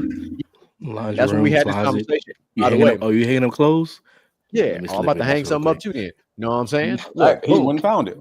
But it's, by the way, if I go out and vote on that poll was getting real competitive. At first, it was all like sundresses, and then a couple of us romper folk jumped in, and that poll got real competitive. Oh, y'all did the poll? I thought it's live right now. It was a live ass poll. It was funny. Instagram. I was like, not paying attention on Instagram. Shit, man, I guess not. I started the whole fucking trend too. Yeah, but so like, and so I'm a big fan of the world of spontaneity. We could probably have a whole episode about spontaneous sex adventures, 100%, because we done all, the four of us, not even including. Look, shut up, Jen. I heard you. Not even including DJ Mike will be in this conversation because I'm sure he has some stories we may not know. We've all done some things after dark. We've all talked about the 2 a.m. text. We've talked about all the things, all right? And the light. Yeah, and the light, depending on where you're at. You know, like, I'm just saying, even if you've been married 10, 15, you know, there's just different ways to do something different. And it's okay. Like, the real reason that people cheat is not because they're trying to find themselves. It's a combination of curiosity. It could be a mixture of boredom, frustration. Like, there's a lot of factors that all lead to the thing happening. It is not you trying to find yourself. This sounds like this article was written by a fucking hippie. Yeah, like you went on a darkness retreat and came out of it and said, you know what, I'm gonna go fuck somebody else. Yeah, that's like that's an unforgivable fucking excuse in my opinion. Like, if somebody just said, like, I just dead ass fuck somebody else because I wanted to, I could respect it. But if you're over here talking about, like, well, I was in a dark place and life hasn't been going that well and I sucked another dick and it wasn't yours, like, nigga, bitch, what the fuck? Wait, what? I'm just saying, like, get your ass. My grandma died and I've been sad. What the fuck? Your grandma died. You thought about sex? Me. There's something wrong with you. But I just like but it's just the excuses that people will make just to I guess condone their own bullshit. Like, yeah, if you fucking up, you fucking up. Don't fucking sell no sob fucking story that, like, I haven't done what I wanted to do with my life, so I've been out here slinging pussy behind your back. Like, just fucking say that you a hoe. But the crazy thing is that they talk about it like men are the ones that really out here just fucking just to better themselves. Absolutely not. And that's not even one gender gender is just more calculated than the other. That's the difference. I have been the accidental side dude enough times to know that I have been the side dude. I have been the side dude in my past life. I know for a fact it is a calculated thing for that side. For the female, it is a calculated thing. On the male side, it is a spur of the moment, it happened thing. Like, we don't do a lot of planning. The women, they have that shit methodical. Like, yeah. I had a whole ass. I thought she was my girlfriend. I was just her side nigga. She was engaged the whole time. I was like, where this nigga come from? I was a side piece. It just no fucking clue. It happens. Being my side piece. I was just about to start singing. Yeah. That's crazy. Do not let women think y'all. Do not let women lead y'all to believe that it's just y'all being dogs. Because I can tell you right now, I've known enough women who fucking cheated. There's a lot of dogs and cats out here in these streets. Yeah. As somebody who worked in a nightclub for years, trust me. All these Chris Brown was when he said these hoes ain't loyal, he wasn't lying. Yeah. The funniest thing about this article is how it excuses behavior for being undisciplined, and yeah, that's the one thing that irritates me. Like, you can make all of these excuses and I was trying to find myself and I was lost and everything just got so boring and mundane, and none of that shit matters, bro. You're undisciplined, dog. You have the willpower of a fucking squirrel. That's what niggas don't want to admit, bro. Like, God damn. all of this, he's not lying. It was just the same thing, and I just wanted something different, bro. Fuck that, bro. Nigga, you're undisciplined as fuck, my nigga. Like, you shouldn't be in a relationship. And instead of communicating that and being reciprocal to the energy that you might receive after that, right? Having adult conversations, you run and cower from it, you hide and you go cheat. That's what people don't want to say, right? It's cowardice. It's a cowardice thing to do, because instead of going to face your problems, instead of going to be an adult about it and being like, hey, yo, whatever we got going on, it's not working. So either we can work through it or we can walk away from it. Instead of doing that, let me run and sneak and hide and, side text messages here and, let me lie and say I'm going to the store, but really I'm going to, let me leave my phone in the car here and he's going to come pick me up and all that weird shit, bro. Like, that's cowardice. Crazy. I mean, it's undisciplined as fuck. That's cowardice. Like, you have no willpower, and that's what this article is. Let me catch you right there, brother. You can do all them fucking steps to fucking cheat, but you can't do all them steps to fucking save your relationship. Exactly. And Like having to leave your fucking phone somewhere else because the nigga got your location, so you fucking hide your Apple Watch or some shit, leave it at work, and then go fuck another nigga. Like And that's too much. That's too much fucking effort.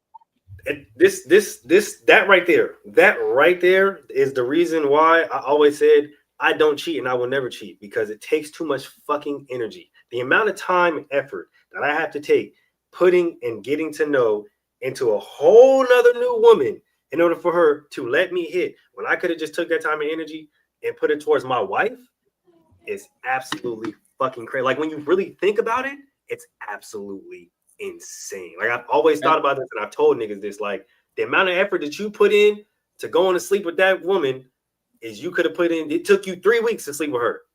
You put in 3 weeks of work and you couldn't put in 3 weeks of work with your own wife. You could have been getting 3 weeks worth of pussy the whole time. So you waited 3 weeks to get, that's crazy logic.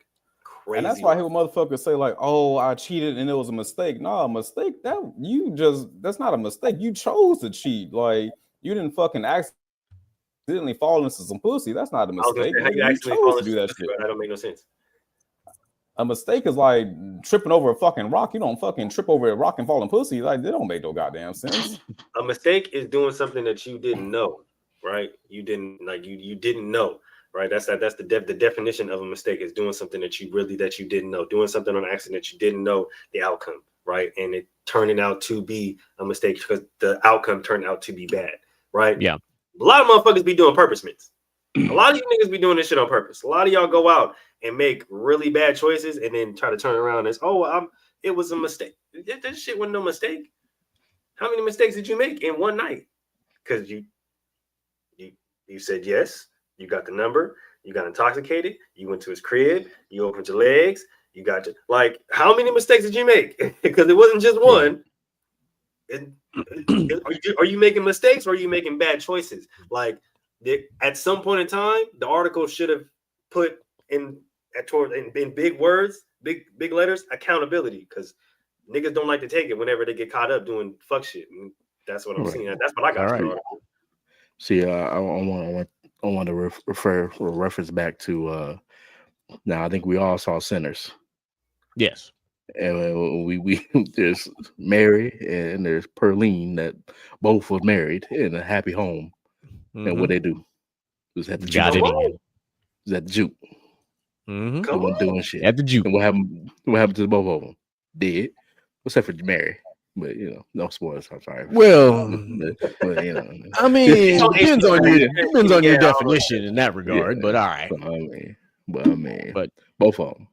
But sensational segue, because all these things that we just talked about with the world of cheating, let's get to the gray area that is a thing now with the other article that we have been referring to and talking about. So same nemesis of outlaws and everything, but another article that was posted which brings something to light that's been around, but now they've put another word on it. Well, I take that back. It's one phrase that's one thing, and then there's this current phrase that's been around, it's been trending, and if you read the tea leaves, you've seen it before, but now we have the world of what is now called hot wifing. All right, so I came back at the right time. Maybe I forgot about this article. So let's talk about it. All right. My arch allow me to bullshit again. Yeah. So let me bring y'all up on game. And no, it's not because I do this. It's not something that I do, but it is something I am familiar with because I like to read and explore and learn shit.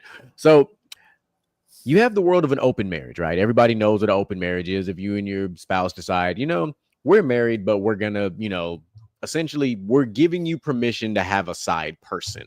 Let's just call that what it is. Sometimes it's one-sided, sometimes it's not. Insert Will and Jada Smith. That's how that can turn out for you. Now let's talk about hot wifing.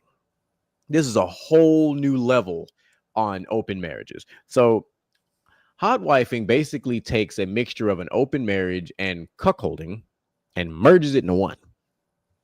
So when you have a hot wife basically, you as the spouse has a fetish with publicly putting your wife out there for other people to see and touch while you watch. This is what hot wifing is.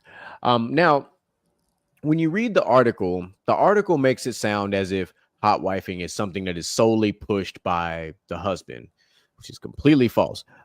Because I've learned a lot. When I tell you I did a lot of reading, boy, I learned some shit. So this can go either way. Either person in the marriage can initiate the whole hot wifing thing, right?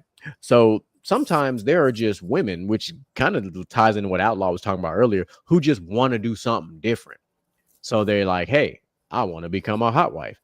And then you've got to have, I don't even know what kind of person you have to be okay with this. I don't even know what phrasing it is. I just know that it's a very interesting thing. But basically, look at it like this. You basically get to test drive someone else's wife, but you never get to own the keys to the car. I'm gonna say this, fellas. If your lady ever comes to you and talks about it, open up the relationship, end the relationship right there. Just go ahead. Just do not pass go. Do not collect $200. Same thing for y'all women. If your nigga come to you, be like, hey baby, let's try exploring with other people. That is a recipe for fucking disaster. That shit never fucking ends well. Don't let the motherfucker tell you. Fucking. Yeah, what he said.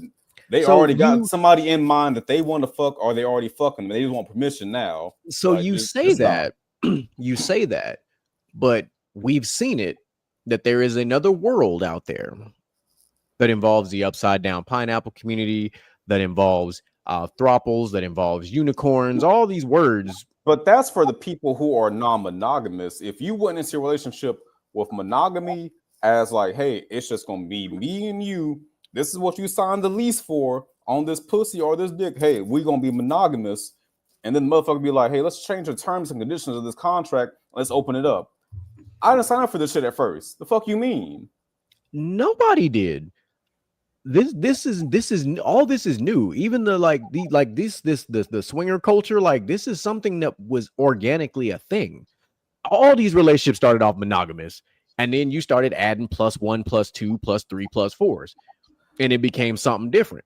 Like, but like Brother Moo was saying, if you got this much fucking time and energy to focus on another motherfucker, focus on your only one. Like if I got to go out there and hunt for a throuple or bringing in a unicorn or a goddamn pineapple, what the fuck they call it, that's time and energy I could have fucking devoted to my fucking old lady.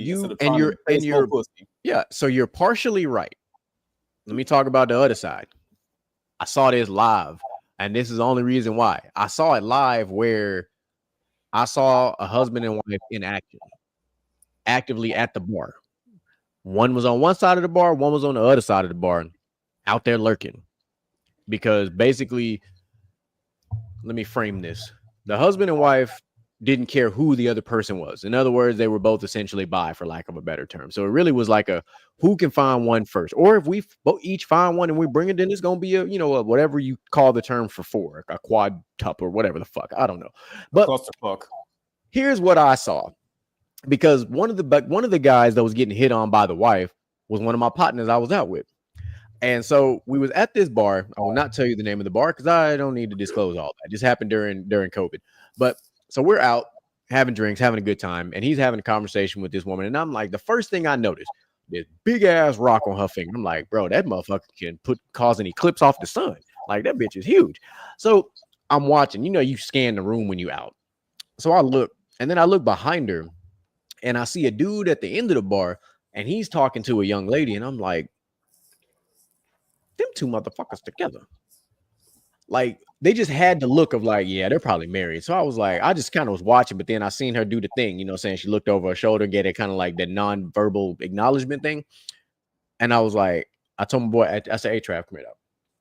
I said, say, bro, you out here getting looked at like a bull. He's like, what you mean? I say, you know how you seen that ring on old girl finger? He was like, yeah. Her husband is literally behind her, talking to a female at the other end of the bar, trying to set some group play type shit up. He was like, you fucking lying. I said, just watch. I said, just observe.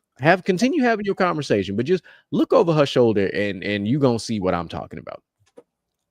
So I go back to finishing my drink and all the stuff. Then he finally seen what I saw and he was like, oh shit.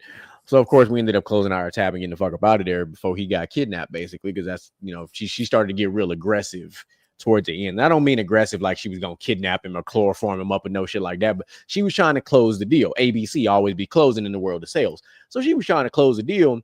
And my man was like, "Hold on now, we ain't signed up for that kind of shit." So I was like, "That's how I've seen it on its extreme level. I've seen the couples go out on a couples hunt, looking for the third or the fourth one simultaneously. So there's two ends to this same thing. Like, yes, if you have the time, if you have the time and energy to put in to go do that shit on some solo shit, that's one thing. But what do you say when it's the couple going out there as a team and doing it? Now, what's the rebuttal? Like, and I'm not saying you don't have one, but I'm saying, like, legitimately, what's the rebuttal when you're both out there hunting for extra play? I'm gonna say this. I don't want to kink shame. If it's something that, you know, you and your significant other, y'all dead ass, like, hey, we got this thing open. If it worked for y'all, it worked for y'all. I just know me personally. If I'm with you, I'm only gonna be with you. I'm not trying to do this whole sharing is caring shit. We're not in kindergarten no more. That's how motherfuckers start sharing herpes. Hell no. Fuck no. This is interesting. I'm not even gonna lie to you. First and foremost, hot wifing sounds like something that you would find in a porno. I don't know what she on right now, but I feel like I said, she needs to step away from the laptop because like you said, I feel like the motherfuckers who've been chronically watching porn and regular sex don't do it for them no more. They got to do some weird shit now to fucking get their rocks off. That is crazy. I'm not even gonna hold you. Like, hot. The fact that there's a term for it. Yeah, you niggas watch too much porn. I'm no rookie to the swinger thing because I've worked in a nightclub for years. I've seen multiple occasions, like GQ said, to where they are out and they are shopping actively. Okay. I've been on the other side of that shopping list, and I've told multiple people, "Hey, I'm not for sale." Okay, I am not for sale. I may be on display, but do not touch. You feel me? That's all I am, is display. You feel me? Because I'm spoken for. But it's crazy because, like, you have like your open relationships, you have your polygamy, you have your upside down pineapple community, the swingers and whatnot. But hot wifing takes it to a whole nother level. Like, I mean, hot wifing, cuck holding, which is just as wild and exotic. And it's crazy because, like, if that's what they're calling it, hot wifing, like, that's just a woman term for cuck holding. Like, yeah. That's basically because I'll be damned if you're gonna call me. You're not finna. First of all, you're not finna call me no bull. Two, I'm not finna be trying to get it in while you in the goddamn corner watching me with a camera. Like, the fuck? Yeah, like, this is not P Diddy's freak off. Like, what are we doing? I'm not going to confirm or deny anything, but I'm just going to say this: when another man asks you, "Did you enjoy my wife? How was it?" and he's like asking for, like, you know, what would you rate her? And it's like, that's some weird shit. I'm not going to say how I know how it's weird. I'm just going to say, when another nigga asks you what his wife was like, that's just some weird shit. And then, bro, that's like after you done went to the restaurant and got a survey. Yeah, or that's after you done went out. How was your service? Paid you, like, here, would you like to tip extra? Like when you go to Chili's and pay on the little kiosk thing, and it's like, you know, you hit skip survey because you don't want to answer them goddamn questions. I'm just saying, it's low key disconcerting, it's low key disturbing when the motherfucker asks a survey about how was it when you were fucking his wife. Don't ask me how I know it. Hey, I'm just saying it's weird. They probably like, hey, after you get done, if she's 5 stars, you need to go get her something to eat when you get done and bring it back to the house. See, the thing about you stay out, you can hang out for a while, but you know. The thing about it's a no for me, dog. Damn, this nigga Outlaw just unlocked a crazy ass memory. The thing about it is, like, they don't achievement unlocked. They don't like, because they really do that, bro. Oh my god, I'm not. No, it's not bullshit. No, they really do, like, because Moo knows it from the nightclub life. You don't have to go get him food after either. Like, no. They got that taken care of. Trust me. Yeah, like I said, Moo has seen this from the nightclub life. I've seen this being a bartender. I have seen, I've seen it from just some being out in the things. streets. I done seen and did some things. I ain't gonna sit here and hold you. Oh no, I'm not gonna sit there and pretend like I ain't done Yeah. some things, but that's a level of some things that I just had a I crazy understand, outlaw. time. Oh my goodness. Oh like my my levels have gone, Outlaw, my levels have capped out. Like I am at my maximum player development level. There's some things, there are some attachments, some premium content I will never have, and that's it right there. Like I'm You cool know, with the standard Gotcha, copy of the cool. game. It's like the niggas who like to beat a game 100%. I'm okay just beating the final boss. I ain't gotta do all the side quests. There's just some shit where it's like it was a fun game, but I've had enough. I only got to beat enough of the side quest to level up so I can beat the boss. Yeah, That's all. Because security was my main profession. I've done club security, private security, any kind of security that you can think of. And you know those moments where like growing up, you think you want something, but then once you like see it play out, you like hell no. I feel like every nigga wanted to have a threesome, but let me tell you, when you have a threesome, Overrated bruh, as fuck. You can put it on your bucket list, but you be like, I mean, but that's all. damn. All right, But I'm not gonna say too much. All I'm saying is make sure they both like you. That's all I'm gonna tell you. I'm also just gonna add on top of that, make sure your goddamn endurance is up. Hey, Because you finna be doing most of the work. Fucking hydrate the whole time. hey, Hydrate. You might as well put a Please put a hydrate. goddamn IV in my arm before we start, because the amount of endurance you Hydrate. require to complete the mission. Make Nah, sure like, Like you gotta train for this shit. the Like, multitasking you gotta do, like you And gotta, the coaching. yeah. Mhm. And, fellas, you think that you want it, but let me tell you, I'm trying to once tell you get it, you're gonna be like, damn, that's it. I did was this. it worth it? I did it. Like, Did I was put it enough was it work? like was it cool in the moment? Yeah. When you sit back and think about it 24, 48, 72 hours after the fact, you're like, Post nut. That post man, nut. fuck all telling you. that. You always Yeah, you no, always ain't go Kendrick Lamar. Was it worth it? Did I put enough work in? Because you're gonna have that time where you're gonna think about it like, damn.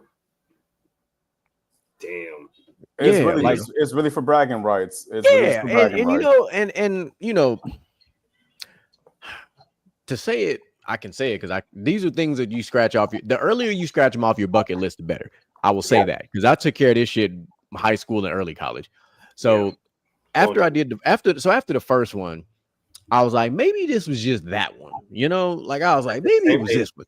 And So then you then you realize try it's to- all then the time. That's really so how it then you- is. So then you That's a try good another one, and you're like, all right, I'm in better shape, but this shit's still a lot of work. Yeah. And you know, and it was cool because you know, like the art on display was sensational. You know, like you know, it's enjoyable. That's you know, Nice to I look love at. how we can have this conversation PC and people know what we're talking about still. So you do that, and you're like, all right, I'm still exhausted as fuck though. And then you be like me, right? And this is just because I was just not giving a fuck. So I tried that whole third time's a charm thing. Yeah, no, that was just not. No. It was at that moment that I knew it was completely overrated. And it took me 3 times. And I don't know why it took me 3 times. I should have just listened to myself after the first one. But I really was trying to be like, nah, sometimes, you know, when you have a situationship, right? And the first time is like, it's all right. You're like, man, this can't be it. It's got to be more, you know, levels to it. And then y'all get on a regular program and you're like, okay, yeah. Now we cooking, you know, now the cast iron hot. That was what my thought process was. And I was sadly mistaken. I'm telling you, there is so much shit motherfuckers who've just been watching porn for too long. They think that porn is like real sex. It's not. There's some shit that you're gonna see in porn. It don't translate to being really all that great in real life. I'm just gonna be point blank, period. No, people don't realize it's a production, multiple scenes shot over time, cut, merged together to make one little 4-minute thing that you done survive 45 seconds of. And drugs. A lot of drugs. And fluffing. Hey, when I found out what fluffing was, Look, that's somebody's whole job. Ironically speaking, the 2 articles we talked about came from Vice. Vice has a documentary about it. and it's called The Dark Side of the Industry. Sensational documentary, and that's where I learned about what fluffing was. And that shit is, bro, when you really look, and I think that documentary was like an hour and like 30 something minutes. When you really learn about the dark side of the industry, you're like, yo, that's crazy. That's a good shout out too, because I will say Vice, when it comes to the documentaries, they be on point. They got some, their their documentary game, not their articles. Their documentary game. Your nemesis writer, just call her out. Yo nemesis out here doing that bullshit, and it's pissing you off. I just I would love bad opinions. I would love to see like the two of y'all on a couch, like facing each other, having a conversation. Like I don't even want to be in. I just want to mediate. I don't even want to say nothing. I just want to listen to them two go toe to toe, because I feel like it could get real diabolical, and I'm all the way here for it. I'd be nice. I mean, I call her my arch nemesis. Her opinions are kind of ass to me, but like I'm sure she's a nice lady in real life. Maybe, I don't know. She might be Karen. Yeah. You know, she write like one. She kind of, she write like she got a nice Trenty Starbucks right next to her while she writing. Typing on her fucking MacBook. I'm trying to figure out who the fuck will order a goddamn Venti or a Trenta. Like that's too much. That's too much sugar. And that's too much caffeine. You don't need that big ass drink. I'm sorry. My Starbucks people. Listen, stop at a grande. Listen. Just wait. You ain't got a teenager yet. Because that's where I see most of that shit getting ordered from is teenagers. Yeah. And I'm like, first of all, I don't know where this came from, but like the caffeine intake from our generation to these kids has like quadrupled. We wasn't even really like when we was coming up, like drinking a Red Bull used to have us fucking spun the fuck out. We out here drinking Red Bulls like motherfucking Ozarka now. Dude, Red Bull don't even do that. I drink the flavor Red Bull just to try some shit when a new flavor come out. Like it don't do a goddamn. Hey, they seasonal game is on point. Yeah, no, for sure. And I say that because and Moolage will understand this because my pre-workout is diabolical. My pre-workout has 300 milligrams of caffeine in it. So if your drink of choice, your caffeine does not have at least 200 to 250, it ain't shit to me. Like, so when I drink my pre-workout, I don't have to touch caffeine again until about 3:00 in the afternoon. I'll be good. My pre-workout, if I go to the gym at night, I won't go to sleep because my pre-workout is fucking potent. I don't my shit is called I'm a plug my shit in.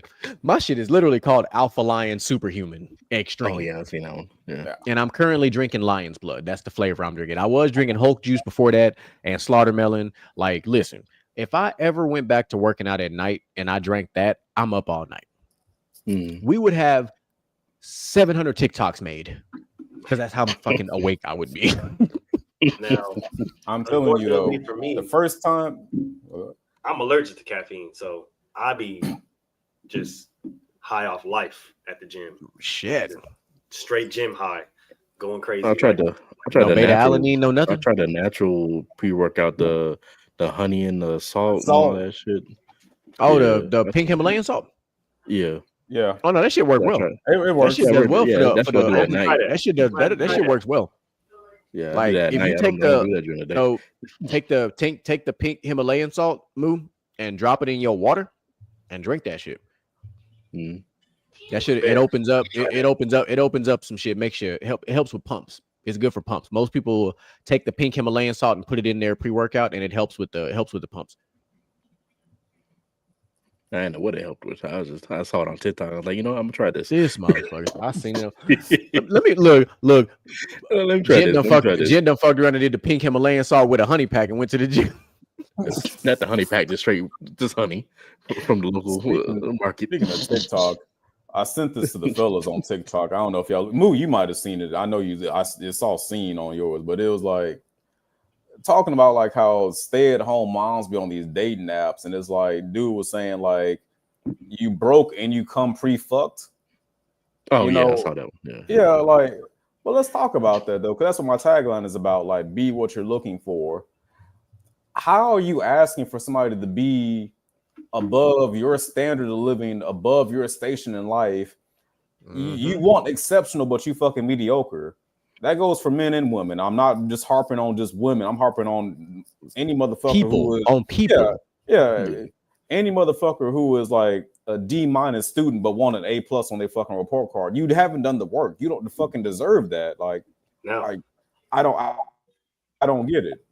This correlates with what he sent me earlier on TikTok, right? That's what I'm talking about. Yeah, that's Exactly what what he said. Like it's crazy because a lot of people, like just like he said, a lot of women, a lot of men will sit up here and will have like McDonald's and Burger King rappers in their background, but when they get with somebody and now they're expecting a steakhouse and Morton's and Ruth Chris, like you couldn't get that when you was by yourself. What the fuck makes you think I'm gonna get like you expect Birkins and all kind of shit now, but just before you was wearing a straw bag. Like that don't make no sense.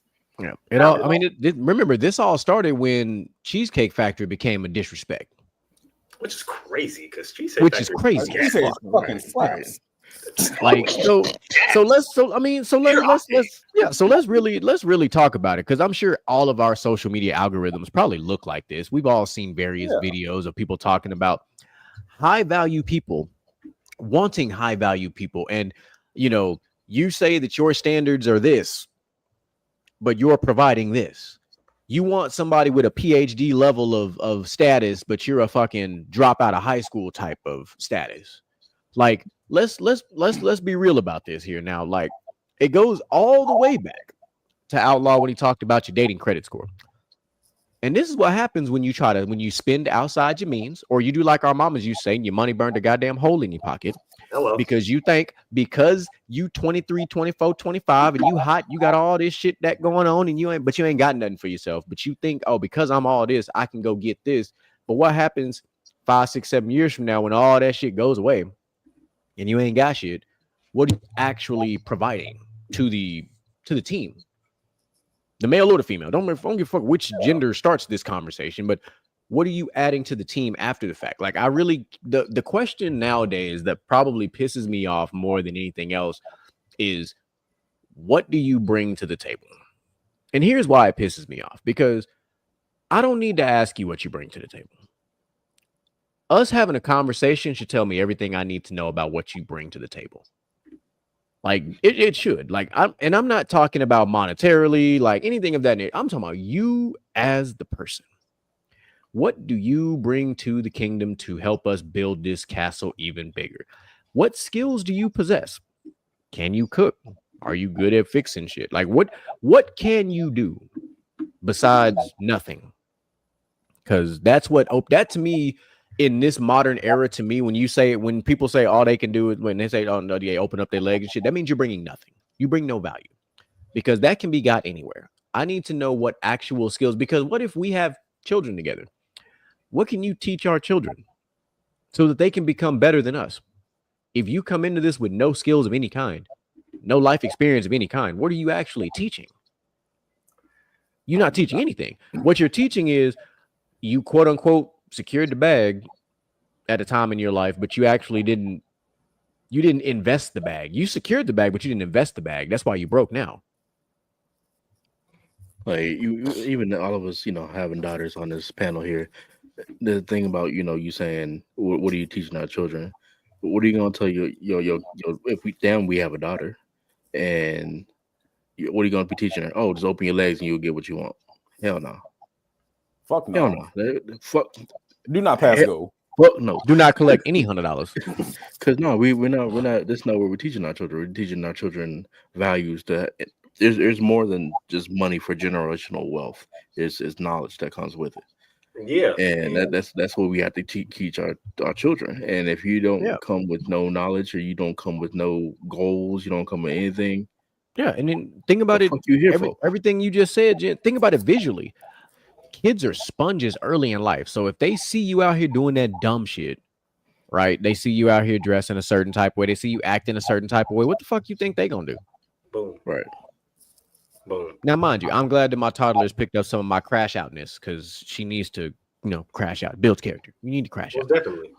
But I'm gonna say this though. I don't want to cut you off, no, but no, go for it. here's a very important segue. Kids are sponges, and I think the most important thing your kid can fucking see you do from an early age is get your ass up and go to fucking work. Hello. Because if 100%. you show your kid from an early age, like, hey, mommy, daddy gets up, washes their ass, and drives to work to provide for you, to fucking keep a roof over your head and keep clothes on your fucking back, that shows what fucking work ethic and commitment is like. If you can't get up and go to fucking work and show your kids how to fucking go get the fucking bag instead of fucking having the bag come to them, you already fucking off.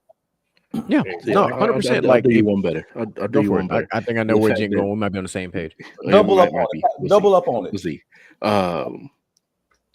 see. They see you going to work, but they also see the process of what it takes to get to the point where they need to be or where we want to be. That the money is going to take you, where the work ethic is going to take you. Because we see big things in our future. So the fact of the matter is, like, you see this house, money going to work gets us there. Yeah, we started an apartment, but now this is what we're working for. So they see that the end goal of everything. They don't just see, oh, we're just sitting here, yeah, you're working, but yet we're still struggling. No, so we we're doing progress good out here.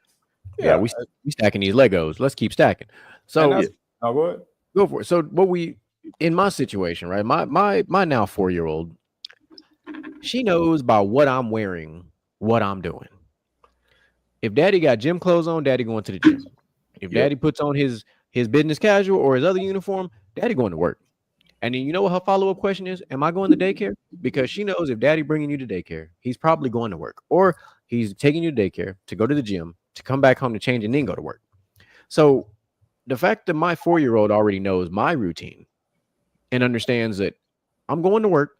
She's also been to my office multiple times. She has fun at my office. When I say, hey, we got to go to daddy's office, you got to work, daddy? Yeah, daddy got to work. Daddy's got an appointment. Like, she knows this. At 4 years old, she knows what it means for daddy to go out. And sometimes we got to go out late. It's dark outside. I'm sorry, but we got to go to this location and go do some work.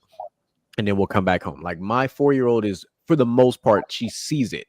And she's like, my daddy is doing this, that, and the third. Like, she sees it and she knows what it means. She knows when her mama's putting her stuff on.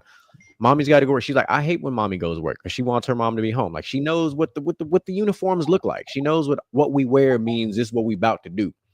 So it's like, that to me, it ties in exactly what Outlaw said, then goes into what Gent said, like, with kids being sponges. So if they see you in your goddamn pajamas 5 out of 7 times in a fucking week, and that's a problem. That's a serious fucking problem. Like, they need to not see you. Yes, absence makes the heart grow fonder, but you know what else absence does for the sake of children? Helps you secure the bags. You can have them and throw them crazy ass birthday parties like we like to do. Like, you have to be gone for that. Like, I understand we want to be around our kids as much as we possibly can.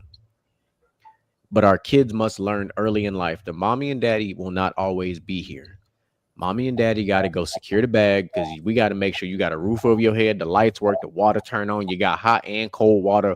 Like, you got a litany of clothes. Like, my daughter's closet look better than my closet sometimes, the amount of goddamn clothes she got. And I love my closet. Like, don't let listen, GQ is not just a nickname, all right? That's the way I dress. My closet is GQ'd the fuck out. That little girl got a lot of fucking clothes for being 4 years old. And she picks her own clothes. That is part of our routine. When we get up in the morning, hey, what you wearing today? Oh, she wore her bluey romper today. So boom, another check mark for the romper, by the way. Say what I said. So that's what she wanted to wear today. But she goes in, she opens the closet door, and she literally does this, like, pulls through her clothes. Like, I want to wear this. All right, we're wearing this. Cool. Like, that's what we as parents need to make sure that our kids, that's the value that parents bring to their kids. You would have thought my 4-year-old was a middle schooler already with the way her routine is designed, and she just about to start pre-K. Mine too. Same shit. Like, like, I even let her have her phone in her room for days that she had to get up. The alarm goes off. She ain't gotta wake me up. She'll go in the bathroom, brush her teeth, wash her face, come in. Hey, daddy, I'm up.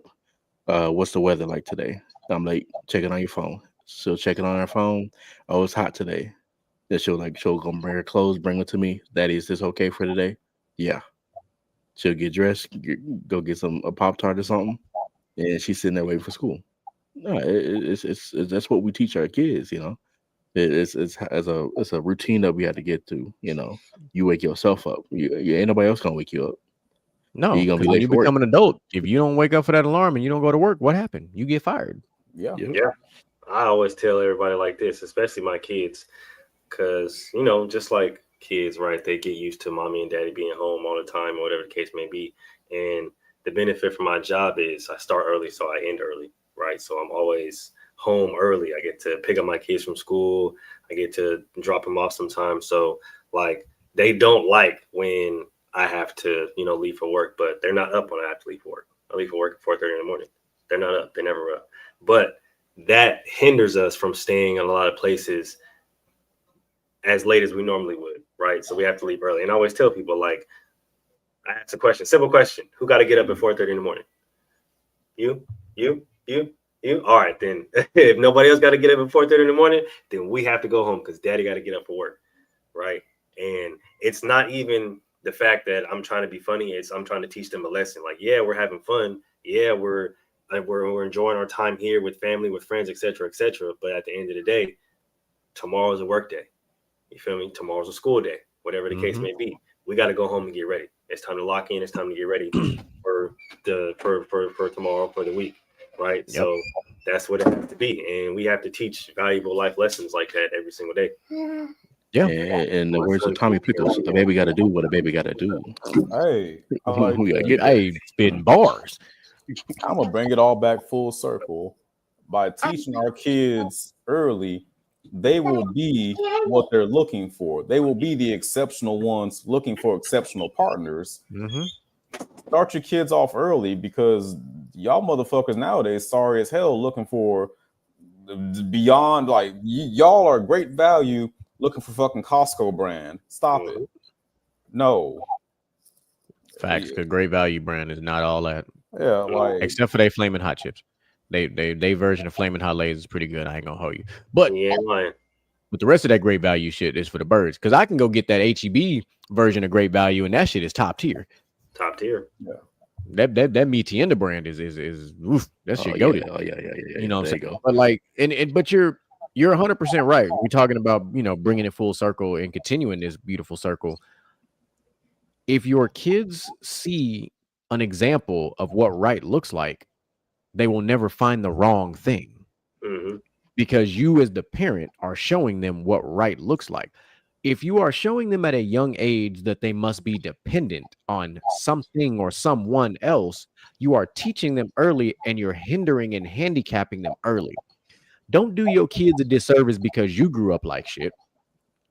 Teach them what it is to be independent and self-sufficient because it's okay. It's okay to be self-sufficient and independent. Now, it's also okay to learn how to work with, keyword there, work with, not depend on another person. Because that's the way that I view relationships. You're not dependent on your partner. You work with your partner. That's why I like my relationships to be a lot more like a team. I believe in the team aspect of a relationship because I think it works better. Because successful teams create dynasties. We've seen this because, yes, there's some sports fans on this show. And I like a good dynasty. Dynasties can last for a very long time. Yes, there will be some controversy in the midst of those dynasties, but you know what? At the end of the day, you still win. That's what matters. I like that. I'm gonna say something that's gonna piss people off though, and I'm looking forward to it. You won't. I feel I'm gonna say some possibly controversial shit. I feel like the people who have high standards but don't even meet those standards themselves, they know they ain't shit. And they're looking for somebody to help them, you know, make their life easier because they know they don't bring shit to the fucking table. You a fucking a 4 looking for a fucking 10, you know you're a goddamn 4. Because you're not looking for the 4s, you're looking for something better than you. Last time I checked, if a 4 and a 10 get together, they average about a 6. That's my quick math. I think that's what that is off quick math. That's like really quick math off the top of my head, but I'm pretty sure that's what that is. But because if you look at it from an integer perspective, let's have a small math lesson. A 4 getting a 10, that 10 is basically settling for a -6. You're bringing that 10 down to a 6. Yeah, you're bringing that 10 down. So why can't you level yourself up if you're a 4? Why don't you level yourself up to a 6? And now you're looking a lot more like a 7 or an 8 when you get with that 10. And I want to expand on that point because I always say this to my daughters because they always look at my job and what I do and, oh, daddy, that's so hard. And I tell them, yeah, I know it's hard because not everybody can do it, right? And getting up early, right? Setting that discipline, getting dressed, brushing your teeth, washing your ass, making sure you get to work on time, right? As we can see, not everybody can do it. We have fours that aspire to be tens, but don't want to get off their ass and work to be that 10, right? But they'll sit up there and look and fish on social media. I want me a 10, I want me a 10, I want me a 10, but don't put the work in to be a 10 themselves to match the level of another 10. And I always tell my daughters, if it was easy, everybody would be able to do it. But there's a specific reason why some people stay at the level that they're at and why some people are able to extend or, excel and grow past the level that most people will expect them at, is because the work that you put in is always going to show at the end of the day. So if somebody is a 4 and they're aspiring to be a 10 or they're with a 10, then that 10 just subtracted 4 from their 10, and now they just brought their level down to a 6 because you decided to mess with a 4, somebody who has no aspiration, no ambition to be better themselves, to reach that 10 level, because it's hard for them. Like I said, if it was easy, everybody would be able to do it, but not everybody can be a 10. Some people are meant to be 4s. An old head told me years ago, only date at your level. And I didn't know what he meant, but let me tell you, having dealt with some women who were not on my level, they will drag you the fuck down. And ladies dealing with niggas who are less than you, they will drag you the fuck down. There's like a fucking ball and anchor around your fucking ball and chain around your fucking ankle. Like, be careful who you fucking bring around your piece. Yeah.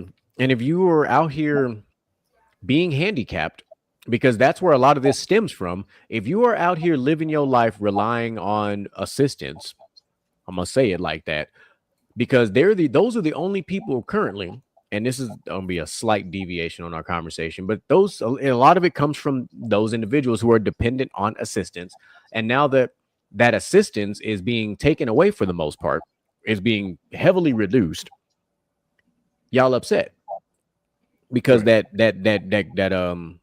bag you was secure from your uncle is being reduced significantly. Oh, you actually got to go out there and go do some stuff. And now you don't want to because somebody was taking care of you for a long ass time.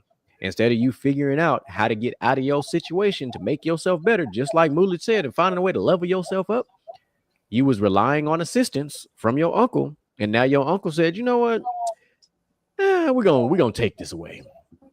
And we're going to let you figure it out. And people upset about that. But why? Why are you upset about it? You had all the opportunity in the world to do whatever it is you needed to do to help yourself level up. Everybody's situation is different, and I understand that. But you are not stuck in your situation. You can get out of your situation.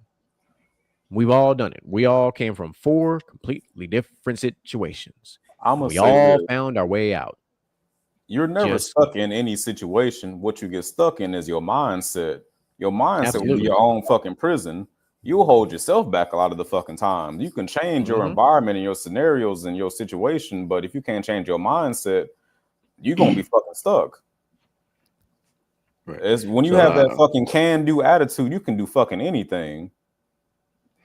So when I think about being a 4 and getting the 10, and you make them go down to a 6, it seems like a parasitic relationship.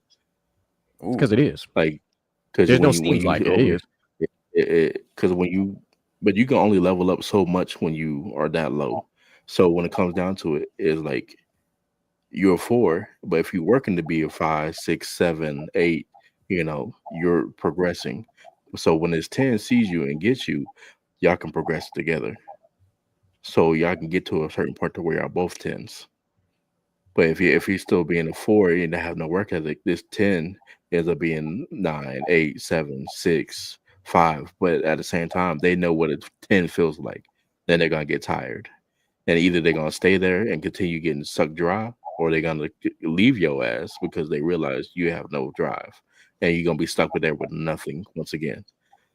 Well, Not you're level gonna I get like how you you're put gonna that, you're gonna Mr. get a Jet. percentage, unfortunately. But I but get what you're not saying much of there. one. Because if you got if you got no percentage, you can level up. But then once you level up, you have no work ethic. You're gonna go right back down to where you Oh no, were. 100%. Is you are not lying. It's like all the video games that we play. When you get common gear, uncommon gear, rare, legendary, epic, like yeah, fours out here being uncommon as fuck. And they get one piece of epic gear and they think they on top of some shit. And then you come across that one boss, there's an epic level boss and fuck your shit up. And you're like, damn. And then it says, you need to upgrade your champion. Yeah, motherfucker, because you had one piece that helped you level up a little bit and you didn't level up nowhere else. It's It like looked trying to good. play. It It's sounded like trying to good. play Pokemon and having one level 100 Pokemon and a bunch of level 20s. Yeah. Facts. You go ahead and go run that Elite Four and get your ass whooped by the time you get to the third person because you got that one level 100 and the rest of them ain't shit. You know what? I like that example, but I'm gonna say it like this: as somebody who played the fuck out of Call of Duty, you could be the coldest nigga on the fucking team, and matchmaking gonna give you a bunch of sorry ass teammates, and the game gonna be like, carry these niggas. That's what it's like being a fucking 10 dating a bunch of fucking 4s, carrying niggas, and that shit fucking sucks. Get You on my might back. win I'll a carry you couple to of the promised land. games, but you're gonna get tired of fucking being LeBron dragging a bunch of fucking vagrants to the fucking championships. Hey, that's the bit. That's a perfect example. Hey, I mean, me and Outlaw, we done that a couple times on Rivals. We done been paired up with some absolute garbagery, and still Magneto won. and Magneto and Penny out here doing the damn thing. Look, Magneto and Penny. But how much Who work is did it Penny? take to win? My brother Penny. I'm Magneto. I am a Penny. I am a Penny main. Come on, that's my boy. Penny, Yes, sir. Penny and Punisher, man. I am a Penny and Punisher are my people. Like I'm not like a, don't get me wrong, I'm not like a lord or whatever the case might be like that, but I'm tearing out. I am a contributing tank. I tell you that right the fuck now. Because you know why? Because you know your fucking role and you play your fucking role. Just like in a relationship. Know your fucking role and play your role. You know exactly what kind of game is gonna be based on which character if I use. Because if I pull out the Punisher, I'm about to drop a 20 piece. It's about to happen. I'm dropping bodies. If I got Penny, Tony, I'm dropping bodies. Yeah. If I got Penny, we finna secure this objective, and I'm finna sit there. And I'm finna be throwing mines everywhere. I'm finna fuck shit up. Y'all getting lit up. 100%. And all I need is somebody to heal. Give me a Jeff. Give me somebody. Give me a little love, and it's on and popping. I'm not afraid to play support. I'll play Invisible Woman. See, she go fucking crazy with Mantis. Mantis is my third. I have used Mantis. I've gotten better with her, but like, so she low key kind of strong too, though. Like, if I'm trying to tell you, they sleep on my up close to personal, like Mantis will fuck you up. Like if you try to get toe to toe with her up close, she will fuck you up. Yeah, or she'll put you to sleep. Which where she get you? She put you to sleep first. That's where she gets you. Hit you with that little roofie, like haha, nah, gotcha. That was done. A little bit Cosby, yeah, the little Cosby, haha. Yeah, you feel me? What's that, Mr. Stark? I don't feel so good. Yep. Like, hey, do me a favor. Hey, this rag smell like chloroform? Yep. Oh shit! Before we get off on a redonkulous ass tangent, and Outlaw falls asleep at the wheel, or in this case, in the hotel room, we're gonna get to these closing thoughts. I'm gonna let Mr. Gent get us rocking and rolling though. Another great show. Y'all like to subscribe. Trying to get paid for this shit. Y'all be back next week for another great show. Simple as that. Outlaw. Man, great show, great talk. I love diving through these articles.